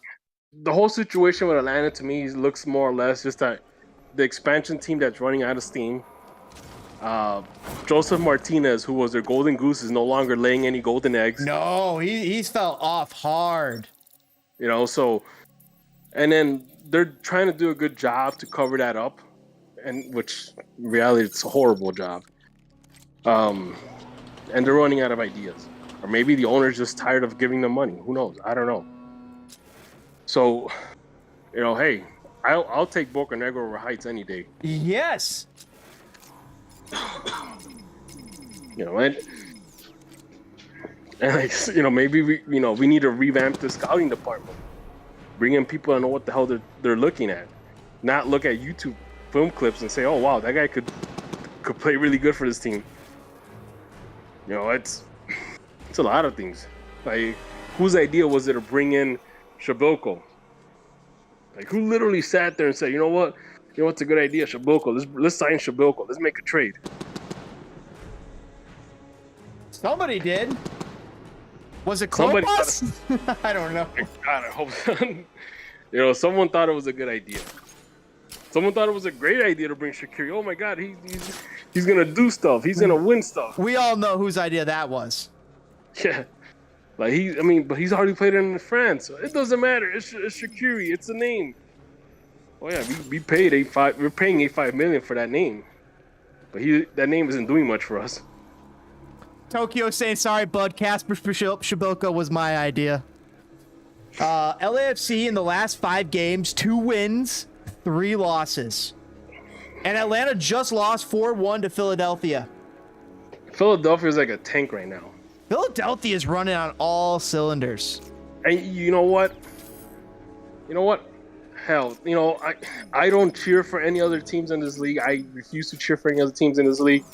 But the fact that Philadelphia is run by Jim Curtin, you know, I want Jim Curtin to get another ring. Actually, I want him to get his first ring. Because I don't think he was part of the 98 team. Oh, he hasn't gotten one. You know, so by all means, Jim Curtin, go ahead and win the MLS Cup. Just take the MLS Cup. Whenever these guys win, it feels like Chicago Fire win in a way because, hey, I just don't see us winning anytime soon right now. And I'm going to be brutally honest, DPG. I don't see the Fire winning anytime soon. Like, we are so far behind MLS's best. We are so far behind MLS's worst, let alone MLS's best. The only time this team is ever going to get good, the only time these organizations are going to get good, is you bring somebody that knows what the hell they're doing in terms of their soccer minds. You bring them, you let them sit there, think really hard on what they want to do, and then let them make it happen. Mm-hmm. And that's the only way this is gonna go. You know, expand your scouting, expand youth academies. You know, there's plenty of talent in the Chicago area. Why the hell are we missing out talent to other teams? You know, so. Now, you know, and expand your horizons in Central and South America. There's talent there to be found. Why the hell? And don't get me wrong, we have decent European players, but why the hell are we going to, like, Latvia to find European players? Why are we going to Lithuania to look for, you know, hidden gems? Yeah, that's where you got Chinoso for, though, you know? Well, it's and you could flip him over to You could flip him over to Club de Foot for funny money, you know. Yeah, but it's not really funny money if it's if that funny money is going to be sent to cover his transfer fee. Right. You know, so you know, you need someone that knows what they're doing. You need someone that could work well with whatever coach is on the team, or better yet, bring their own coach that could, you know, pretty much literally build this team from the ground up. They have a plan. They have a tactical setup for the team, how they want to play. Toke's saying it's time for him to go. It's time for Heitz to go. But it's like, but we for us to make that decision, yes, we made that decision last year before he signed SHAQIRI. We made that decision. It's like I don't know how long it's gonna take Joe Mansueto to fire this guy. Like what does this guy have on you that you're keeping him for so long? I don't know. Like, this is a results-based business. You win games. People go to your games. People buy your merch. People, sign up for season tickets. But you have to win, and you have to have a team that can do it. When you're done, let's hack his online dating profile. Like, where's the success? Where are the numbers that are saying, yeah, we got to keep this guy? Even Tokyo though saying, hey, I was fooled too at the beginning of the season when you bring on a guy like SHAQIRI, you're like, yeah, maybe he is the cherry on the whipped cream of the ice cream. We wanted to believe.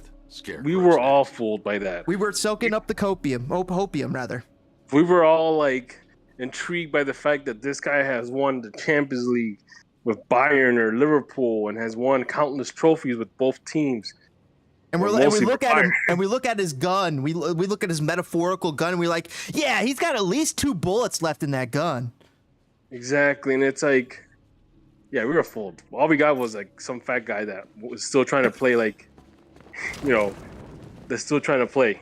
We got a fat guy who's trying to make it to the World Cup, and he to be honest, if he's the Swiss national team should not bring him to the World Cup.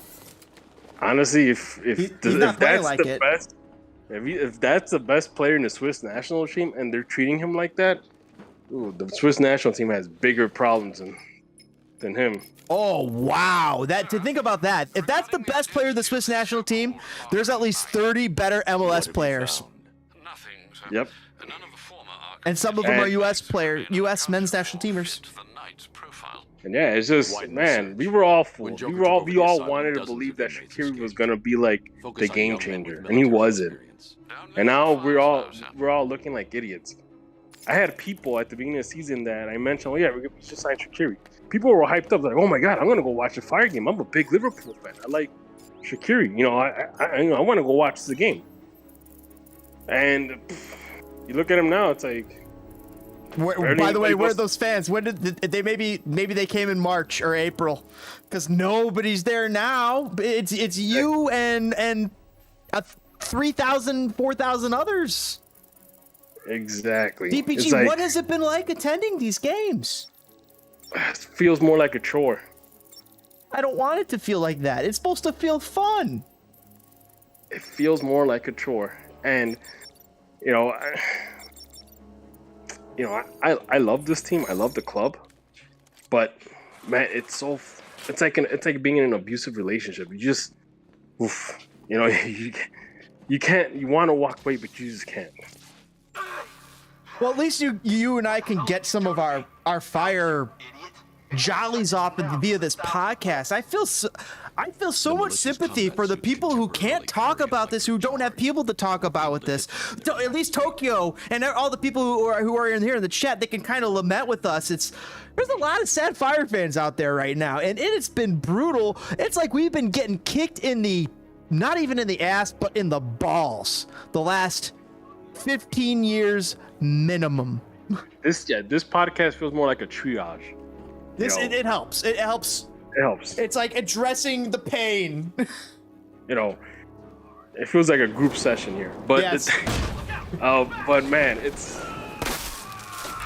you want this club to succeed, but it almost seems like they shoot themselves in the foot all the time. Just when you think they're on their way to the next level, they do something stupid that brings them back down.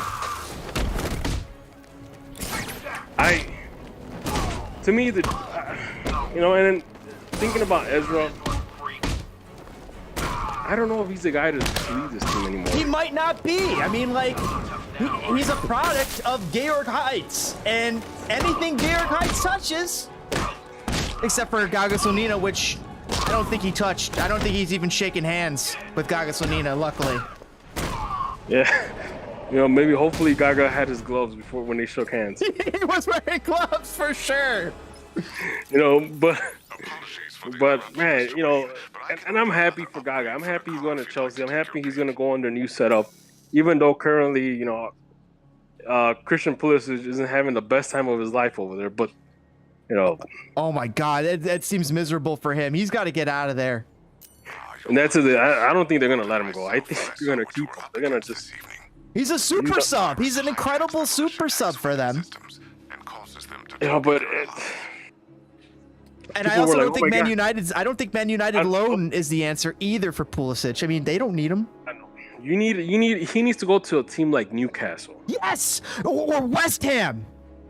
Or West Ham. You need a team. You need to go to a team that you could kind of fit into that whole squad and kind of just fill in that whole star midfielder player type. You know, because Pulisic is hungry. He's young. You put him in a team like Newcastle or West Ham, he could be a game changer. I think so. You know, and the thing is that, you know, Pulisic has like a lot of, in the past he's had some psychological issues. You know, I don't know if he's dealing with depression or whatnot, but you know, obviously his stay in Chelsea isn't helping. But you put him in a team like Newcastle and West Ham, that's like a whole new look at life now. You know, but going back to Gaga, happy for him. Chicago kid's gonna make a name for himself. Hopefully, you know, we see him win a couple of Champions League trophies, a couple of Premier League trophies. You know, and of course, the ultimate, him winning the World Cup with the U.S. in 2026. And gets saying the Fire's triage ranking varies a whole lot. Direct route to the ER is returning again, though. What was that? Yeah, he's just saying that it's been brutal being a fan. And lately, it's been a direct route to the emergency room, being a Chicago Fire fan. Yeah. You know, it's... I guess, you know... I try to... You know, to me, like, the Fire fan base is, like, divided into two groups. You have the old-timers from 1998, from the early 2000s that... They're going to the game since, you know, for the first couple of years. They're still hanging on for the Fire to go through the golden age. And then you have the other half that's relatively new fans that are trying to care for this team and trying to, you know, hope for the best, but it's not happening. It's hard to justify caring for this team, especially if you came on as a fan after 2007. Oh my God. I've been here since the inception. You've been here since the inception. We're old enough that we've been here that long, but to come in halfway through to not have any of that success, that's got to be even more brutal. DPG. We at least got to see a modicum, a little bit of success. And the thing about it is that a lot of times I cheer on for this team because this is my local team. This is my local outfit. This is Chicago. You know, I'm not going to go cheer for, you know, DC United or LAFC or some random team to a city that I have no connection towards, or have no ties to any of those cities. Unless they're Manchester United. No, I'm just kidding. I mean, like I mentioned before, when I was younger, I used to be a big Manchester United fan. I used to love Eric Cantona. To me, to this day, Eric Cantona is my all-time favorite player. Hoga Bonita! I love those commercials with him in the Hoga Bonita commercials. And the thing is, like, one day I'm actually gonna buy his jersey, an autographed jersey from. I don't care if I get it from eBay, and I'm gonna hang it on the man cave. And I'm just waiting for the first person that says, "Who the hell is Cantona?" Well, let me show you. Definitely not a Sir Alex Ferguson, though. And we were talking about with Ezra, and I could still give him the benefit, but if he's losing the locker room, it's not even that.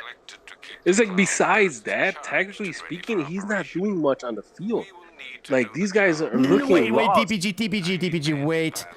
This team looks more dynamic. I feel like, I don't know if this is true, but I feel like it's scoring more goals, or at least more productive, than any of Paunovic's or Wiki's teams in the last 7 or 8 years. That might be because of the player quality has probably gone up a little. Maybe. And the thing about it is that what we saw from the Montreal game, where they were a man down, we couldn't do anything with the ball. And I leave that on Ezra's feet. That's on him. Right. How is it that we're playing like that at the end of August? You know, we're still playing lost and confused and don't know what's going on. This is on Ezra.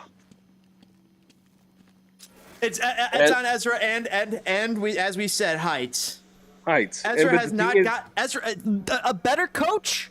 Probably could have gotten this team to be better than the sum of its parts, which is not what Ezra has been able to do, unfortunately. And he's also a first-year coach tasked to learn that on the job. That itself is a problem.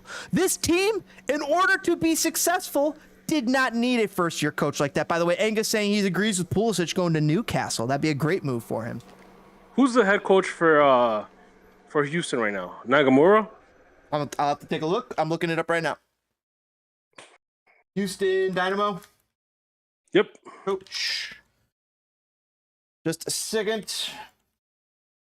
I think it might be Nagamura. Is it Tab? Is it Tab Ramos or is it Nagamura?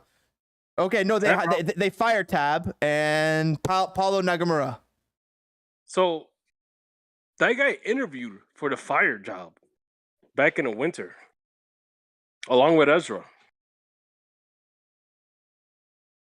And how's Houston doing, by the way? They're back to sucking dick. They were doing okay for a minute, but they're back to sucking horse dick. They're in they have less points than the Fire.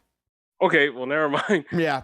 They were doing okay. They were kind of doing the same as the Fire. They were waffling, where they were touching the playoff spot, and then they weren't. They did the same thing with the Fire. That's been interesting that you mentioned that he was a candidate. And here's the thing, though, is that's a rule to self. Don't hire first-time coaches. I should stand because look what's going on now. Tilting the airship. But this team didn't need it a first time. That's another thing. Ezra has been he's been an assistant coach for so long. It's like makes you wonder, like, how much on-the-job training do you need? You've been an assistant coach under Siggy Schmidt. You've been an assistant coach under, what's the guy's name? Meltzer or not Meltzer? Yeah, Siggy, Brad Meltzer. Yeah. Out in Seattle, you've been assistant coach for Caleb Porter. It's like, how much on-the-job training do you need? Like, do you not know how to run a team? You literally have worked under some really good coaches. Well, between him and Klopas, you'd think that they would have figured it out, but they're both perennial two assistant MLS coaches coaching an MLS team. It makes you wonder, is like, maybe Ezra's the type of coach that maybe he's just a really good assistant coach. It happens. Sometimes you're just good at one spot and that's it. It happens. Yes. And maybe the GM for Seattle knew it, and that's why they were willing to let him go. Yeah, and the thing is, like, I haven't seen anything tactically mind-blowing on the field.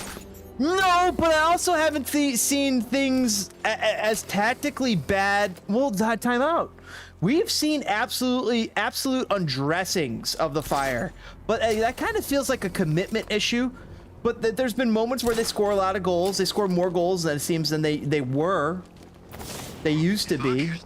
So that's why I say, like, I feel like he's getting more out of the offense, but still, first-year coach, results-driven league. And is he given the time to grow? In an ideal situation, yes. But this situation with Garrick Heitz is no longer that. I think it's untenable. No way Scarecrow's ever gonna detonate those bombs. I think it's, unfortunately, it's one of those situations where, you might have to let Ezra go because,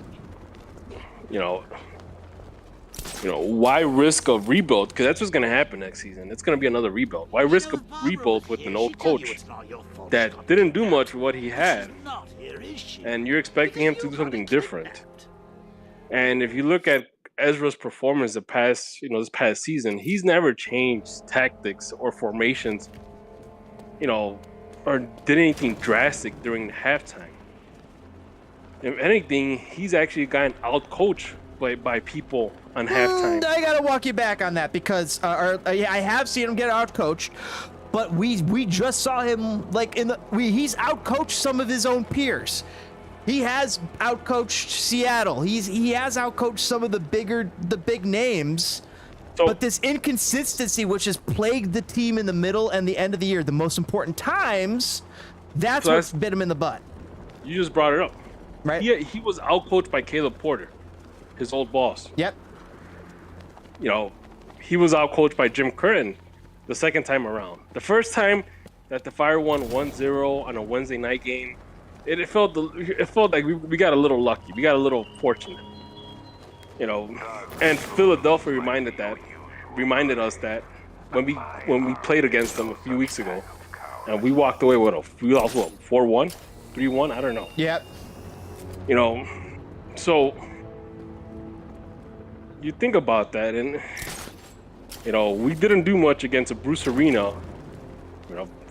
You know, considering the fact that we had injuries, but still, the best example is that this team literally got taken apart by Caleb Porter when we lost 3-2 at home. Caleb Porter really already knew what to do, and he knew when to do it. And Ezra failed to react. Yeah, I can't damn Ezra for that, because who put him in the position? Kirk, Heitz. I feel so bad for this man, because he's shown flashes. Like, in any other situation, maybe he deserves another shot or another year. But not here. This isn't college. And the thing about it is that this is the pros. You can't treat it like college, and that's what we have a GM who's treating it like. And the thing, you also have to think about this. You know, let's say you bring a new GM. Let's say the new GM makes moves. You know, obviously he's not gonna get rid of the whole entire team. You're still gonna have people from we're still gonna have Chris Mueller on there. We're still gonna have, Pineda and a couple of other guys on the team, regardless. But knowing what they know from this season and how the situation with Shaq has played out, and who knows what else goes on in that locker room. How are we sure that we're not going to get the exact same thing? DPG, we got the same thing from last year. This is the same thing from last year. Yeah. Well, what I'm saying is, how we're not expecting the same thing to happen next year with a new GM and a couple of moves or whatnot. Is it going to play out? Oh yeah, it's the same old Ezra, just messing up formations, losing games, getting out coached. I mean, are we going to expect anything different under a new GM from Ezra? I don't see a reason to. There's no new player that's going to come into the squad that I can see that's going to really shake this up. We're stuck with these 3 DPs. We're stuck with Jairo Torres. We're stuck with SHAQIRI. So I don't see what's going to come next year. Not even a coaching change could change what this is next year. Maybe a coaching change. Say you bring Bruce Arena in. Say you bring Peter Vermees in, like that type, who's like, oh, I haven't had this type of talent to work with for a long time. That's Peter Vermees type, not a Bruce Arena. Yeah.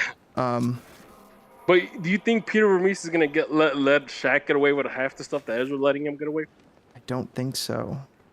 Do you think Peter Vermees is gonna take crap from any of those players on the field? Yes. You think he's gonna take? I think he will take some crap. Every coach will take some crap, but every coach will take some crap, right? But in the benefit of the team, and I could see that from him. But I could also see him just managing this better, but maybe not, dude. The dude has not. Think about this though, DPG. He has not had to manage any $8.5 million stars. What was the Mexican Pulido? Is Pulido the most expensive signing he's ever had that he's had to manage? Yep. But the thing is that me and you have watched enough MLS games, enough Kansas City games to see how pissed off Peter Vermees could get on that sideline. Like, he'll literally start screaming from the top of his lungs to get attention from the players. Mm-hmm. And they respond. The one thing about Kansas City, maybe not this season, obviously, but if you look back this past decade for Kansas City, they always put up a good competitive team. Makes the playoffs too, by the way. Obviously, Typically, they might not. Yeah. Typically, they'll make the playoffs.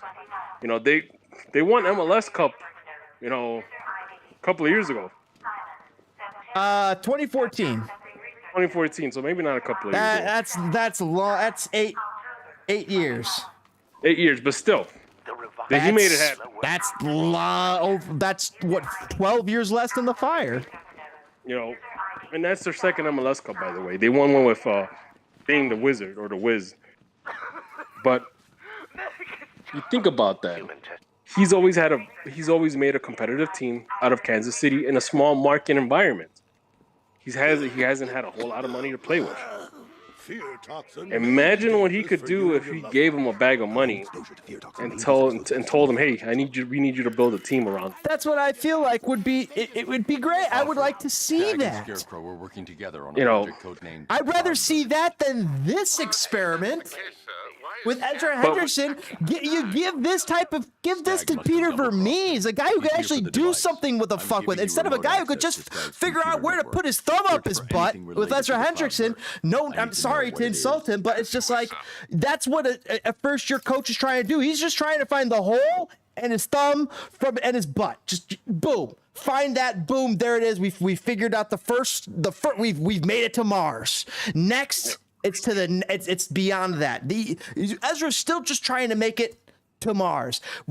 Peter Vermees, the coach Caleb Porter for Columbus, they've made it to Mars. They're moving on to other galaxies, and that's the coach that Chicago Fire needed to get SHAQIRI to pay attention.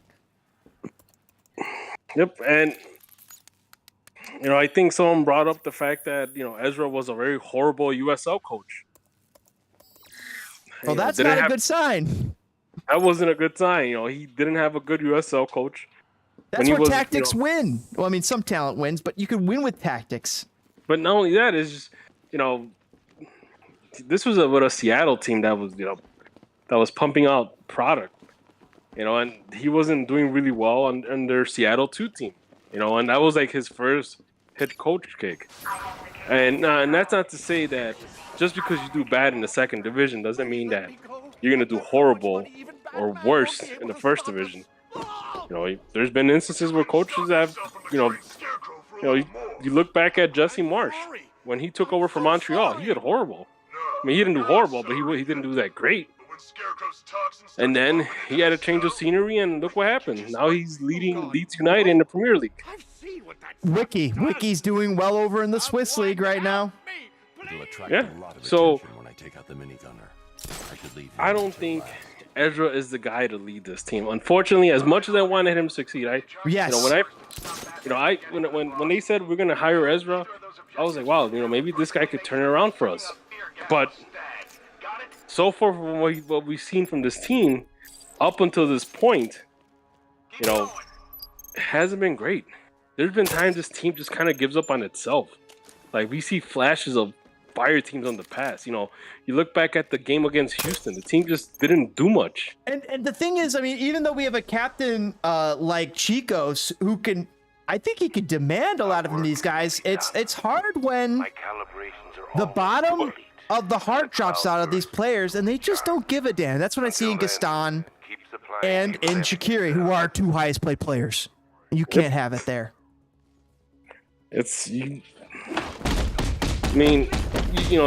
Why would player A give it all on the field when player B, the highest most paid player, isn't doing much and quits on the team after 30 minutes? Why? It's logical. Why would you think about it? For example, why would a guy like Fabian Herbers sacrifice his energy and body to try to win when you have a guy like Shaq just, rubbing his thigh, saying his leg hurts and he needs to get out? Oh, my leg hurts. Oh, I stepped on a grass blade. you can't blame Fabi for, getting pissed off about the situation. You can't blame guys like Chris Mueller for getting pissed off about the situation. Both those guys work hard. I do blame Georg Heitz for creating this situation, and Joe Mansueto for allowing this situation, in my opinion, to fester by not removing Georg Heitz sooner. To me, the alarm bells were there, the red flags were all there, and it was more than enough red flags to fire Georg Heitz. It was so much more. You had more than enough red flags to get rid of him than Nelson Rodriguez at that time. In my opinion, it was how fast the shit stacked up, the pile of shit. It stacked up faster than a Jurassic Park movie with Georg Heitz. One of the worst part about this whole situation is that Nelson Rodriguez actually built a team that was fun to watch. Heitz, with 3 years of him running this team and millions of dollars down the drain on DP signings, sometimes this team is hard to watch. DPG, I didn't even think I was gonna watch the game tonight, and I turned it on because chat was like, "Oh, are you watching the Fire game?" I'm like, I was gonna play Batman. I was gonna draft football, and I knew the Fire game was on, but I was like, they're done. It's a horrible product. It's not fun soccer. It's miserable to watch, and I didn't want to watch it at first. But then I was like, oh, but I wanted to watch soccer today. Actually, I was like jonesing for soccer. So I did put it on, and then I was like, under the solace that I would watch Bale later. And the thing about it is that, man, every time the Fire, I put on my jersey. I get excited. I kind of make a thing of it. I want to watch the Fire play. Yes, you want to win. You want to win. And it's been hard. Back in 2017 when this team was winning, everybody at that point was willing to go to a Fire game. My brother-in-law got hooked up on the Fire for a little bit. It was, people were actually going to the stadium. We were selling out, bringing Toyota Park. Because we were winning. The only time people were interested in going to the Fire game with me was the summer of 2017 when the Fire were winning and they had a stud on their team named Bastian Schweinsteiger that people had heard of. That's the only time people ever wanted to be like, oh, I'll go to a game with you.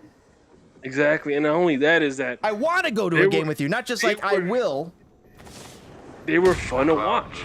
The Fire at the start of that summer were beating teams 4-0, 4-1. They were scoring in the first minute. They were winning away. They were a fun team to watch. And Nelson, you got to give credit to Nelson Rodriguez for putting that team together. Obviously, everything else, he pretty much made a mess out of it. He pretty much turned it into a whole crapshoot. But, for the team building he did in 2017, you got to get him credit. Had we had a better coach than Pano for that season, we probably could have gone all the way. Pano was not a good enough coach. And I knew it from the beginning. I knew it from the get-go. It took me 3 games to watch that and realize this guy ain't it. And I told people that, and they're like, it's too soon to say. It's too soon to say. It's not. Because Pano did the 2016 season, and the Fire were horrible. And then moves were made in that offseason that gave us the 2017 team. And all of a sudden, Pano was winning again. And he was winning convincingly. But that was pretty much all a facade, because at the end of that season, we actually thought, okay, well, at this point, we can only go up. We only have to make a couple of changes, and, we'll be competitive again in 2018. We were wrong. Again, Pano was managing this team horribly. He made bad decisions, let go of great players, and he didn't do much in 2018. And he didn't build enough to make that successful team. continue to have success. I think the biggest thing he did was like he let go of David ARKHAM to Philadelphia. For like the heart of the team, the magic of the team. Which was like a head scratcher. Like, why would you do that? That guy was like literally one of the best wingers we've ever had. He was one of the best wingers in MLS at the time. Yep. Like, why would you give him to a rival team like Philadelphia instead of, you know, if you're gonna send him to Europe, don't give him to a rival MLS team. But you know, that was actually the start of the downfall of Nelson Rodriguez. On top of a couple of other things that he did prior or after, I don't remember. But and Pano was being outcoached, so that was his downfall too. And here's the thing, and I still remember, this was back in 2016. They had just opened the Fire pitch. I don't know if you ever had a chance to check I've been there. Okay, so they had, I got invited to like the grand opening of it, or they were having like some sort of opening, some, I don't know, private event, I guess you could say. And Andrew Hoffman was there, Pano was there, and Nelson Rodriguez. It always cracks me up that Nelson Rodriguez, to get the attention of the room, he actually grabbed the chair and stepped on the chair and stood up on the chair to talk to the crowd of people. And when it wasn't a lot of people, to say how he was going to work hard for the team, and this is Chicago, blah blah blah, trying to hype us all up. Same thing with Pano. Pano was there meeting people, seemed like a decent guy. I did manage to talk to him for a little bit. I had brought my brother to this thing, and my brother also seemed a little hyped up about it too. He's like, wow, this is a good head coach. We might go actually win something. You know, Nelson Rodriguez doing his speech, because Nelson Rodriguez was all about speeches. Yes, he was. And he made his speech, and he riled up the crowd and that at the Fire pitch, and, you know, filled everybody with a lot of confidence in this team. Little that we know, you know, it will be quite the opposite towards the end of his tenure as a GM for the Fire. Yeah. And on that note, I'm gonna call it a night. Knowing that I will make them think about what's gonna happen against Columbus, this weekend? Brutal. Does Ezra survive this game? I think he does, because Heitz doesn't give two shits. You know what? If the Fire walk away with a loss on Saturday, I think it's safe to say that the playoff dream is over. It's over. Well, it's over right now. Let's just double check that. I'm gonna go to the Eastern Conference. We are Chicago Fire on 28 games. There's 34, so 6 games left, and they are 5 points out of the playoff race. I'm just gonna we can time a death. 10:41. 8/31, 2022. There's no way, DPG. I mean, barring an absolute miracle, pulling flowers out of their butt, I just don't see it happening. You need like a Boston Red Sox 2004 miracle for the Fire to even make it to the playoffs. You need them to out of nowhere just become wake up and become like an MLS Shield Canada team. You know, just wake up and like, oh my God, we got to win. And Boston did wake up that year. The next year when the White Sox won, the White Sox were good from start to finish. They were one of the best teams in MLB from start to finish that year. So they did not wake up. They actually were there the entire year. In 2005, I was just thinking about it because you brought it up to the 04 White Sox, the 04 Red Sox, the 05 White Sox, totally different animal. Their pitching was so lights out that they could throw out 4 different guys and they pitched out complete games every game. The White Sox were ridiculous at 05, but the Red Sox, they turned it on to win. And I don't see that happening. Let's see, wasn't it, if I, refresh my memory, but wasn't it that they were facing the Yankees and Are you talking I was Red gonna Sox, say right? Red Sox. Yep. They were down 3 games to the Yankees. Yeah, they were down yes, that sounds right. And they literally were staring at elimination right in the face. It was what's his face, the guy they all love and hate at the same time, Manny Ramirez. Yep. Manny fucking Ramirez. I think he did something crazy. No. What's the crap? I forgot the guy's name. The Kurt head Schilling. coach. No, not Kurt Schilling. Who's the coach for the Dodgers currently? David. Mike Messina. Dodgers coach. Let me look up Dodgers coach. Lasorda Mattingly. No, it was a previous coach before they. I forgot his name. Dave Roberts. Dave Roberts is coach right now. Dave Roberts. Okay, so Dave. Dave Roberts back in 2004 actually got, I think it was like the last out, or whatever the situation was, like in Game 4. Yes, he was Boston Red Sox 2004. He was gonna be the last out, and then he actually got on base and he stole second, and somehow miracle happened. They ended up winning the game and survived to fight another day. And on the first, okay, here it is. Let's see.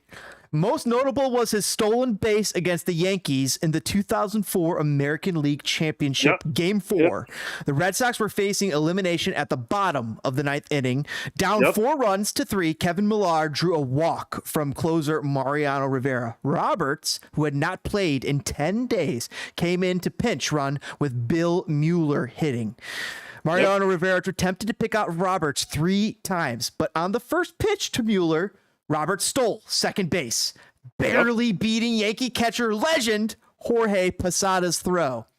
After the steal, Mueller singled, Roberts scored from second, and the Sox went on to win the game in 12 innings, beginning their run of 8 straight wins that culminated in Boston's first World Series title since 1918. So whatever was mentioned, that's actually what the Fire need to happen. Yes. That's what the Fire need in order to make the playoffs. They need to have like a Dave Roberts stolen base scenario. I could see that happening out of a player like John Jader Duran. I could see it happening. I mean, I remember that game middle of the season he came on. I felt that the season changed when he came on and scored those 2 goals. Like, that was the moment I was like, oh, the season changed here. It didn't, but it felt like it did, DPG. You know what, John Duran? Oh man, he's just a little too young. He is. I don't think he's there yet. We've seen some flashes, but it's not. Honestly, to me, he's not the type of player that you want to put your hopes, on right now. Right now. What about next year? I should leave him until last. Next year. What do you see? What do you predict for him for next year? Should he be the starter outright next year? So if you were to bring a different head coach, if you bring in a different head coach that likes to play 2 strikers up front, yes, I could see him being the starter. I personally don't like playing the single striker up front, because you're relying heavily on guys like SHAQIRI to make things happen, or Jairo Torres to make things happen. And you cannot always rely on Mueller to be your creative guy, because eventually they're going to double team him, they're going to triple team him, right, and neutralize him. So if you have another attacker up front with you, there's more, you could get more creative. But yeah, that's my 2 cents. And on that note, I'm gonna call it a night. Awesome, DPG. That sounds like a plan. We're also gonna shut it down here. DPG, thanks for coming over and talking a little fire with us, brother. Anytime. I'll see you. I'll make it on Saturday. Are you gonna watch the game Saturday? I don't think I'm gonna be available this Saturday. It's Labor Day weekend. It's the last great weekend of summer. So I'm gonna try and get out to the beach, do what I can. I don't think I'll be able to stream this on Saturday. All right, we'll hop on again, and if we don't make the playoffs, I will bid you have a good winter. No, we need you to pop out every once in a while. No, DPG. I'm kidding. I'll save it. I'll save it. I know what you mean, though. I know what you mean. Yeah, it's like I tuck in the head. I'm going ostrich hole. Like, if we don't make the playoffs in October, you know, I'll tell you, have a good winter in October. yeah. I feel you on that, DPG. It sounds like a plan, man. All right, man. We'll talk later. All right, brother. Thanks for stopping by. I'll catch you later. That is Thanks, DPG. Oh, sorry, DPG. Go on. Are you afraid of what I'm... Oh, that was DPG signing off. 10-year plus season ticket holder. He's one of the best in the business. Always love when DPG stops by, talk a little Chicago Fire with us. Guys, thank you so much for hanging out. Talking a little Chicago Fire, talking a little MLS, talking a little soccer and the Bulls and Bears, a little MLS and a little soccer. I'm sorry, a little fantasy football. That was what I was loving earlier too, before the Chicago Fire came in and rained down our parade. Well, all the same, it was a blast hanging out with you guys. Angus, Toke, Cat, Axe, everybody. DPG, thank you guys for joining us. We'll catch you guys on the next stream. Fired Up Footballers. Oh, wow. Hopefully that hasn't been there the entire time. That's brutal. Guys, catch you on the next stream. Thanks for watching. Kick that like button, and we'll see you guys. Oh, hold on. What's that? Later. All right, guys. Make sure you guys kick it. Thanks for watching the stream. Greatly appreciate it. And we'll see you guys next one. Have a great Labor Day weekend, guys. Have a great weekend. Set the tone. End of summer. Celebrate. And let's have some fun. Let's go. Fire might be done, but there's other things to look forward to. We'll move on to that. We got Chicago Bears, we got NFL, we got fantasy football, and we got the Chicago Bulls, because I guarantee you Chicago Bulls are going to make some noise this season. I'm excited about that. Blackhawks, maybe not so much. We'll be disappointed, but we still have Patrick Kane, still have Jonathan Taves here for the time being. We'll see how longer that lasts. All the same, guys, it's a fun time to be a sports fan in Chicago. Thanks for hanging out here in Spit and Fire, and we'll catch you on the next one. Let's go. Have a good one.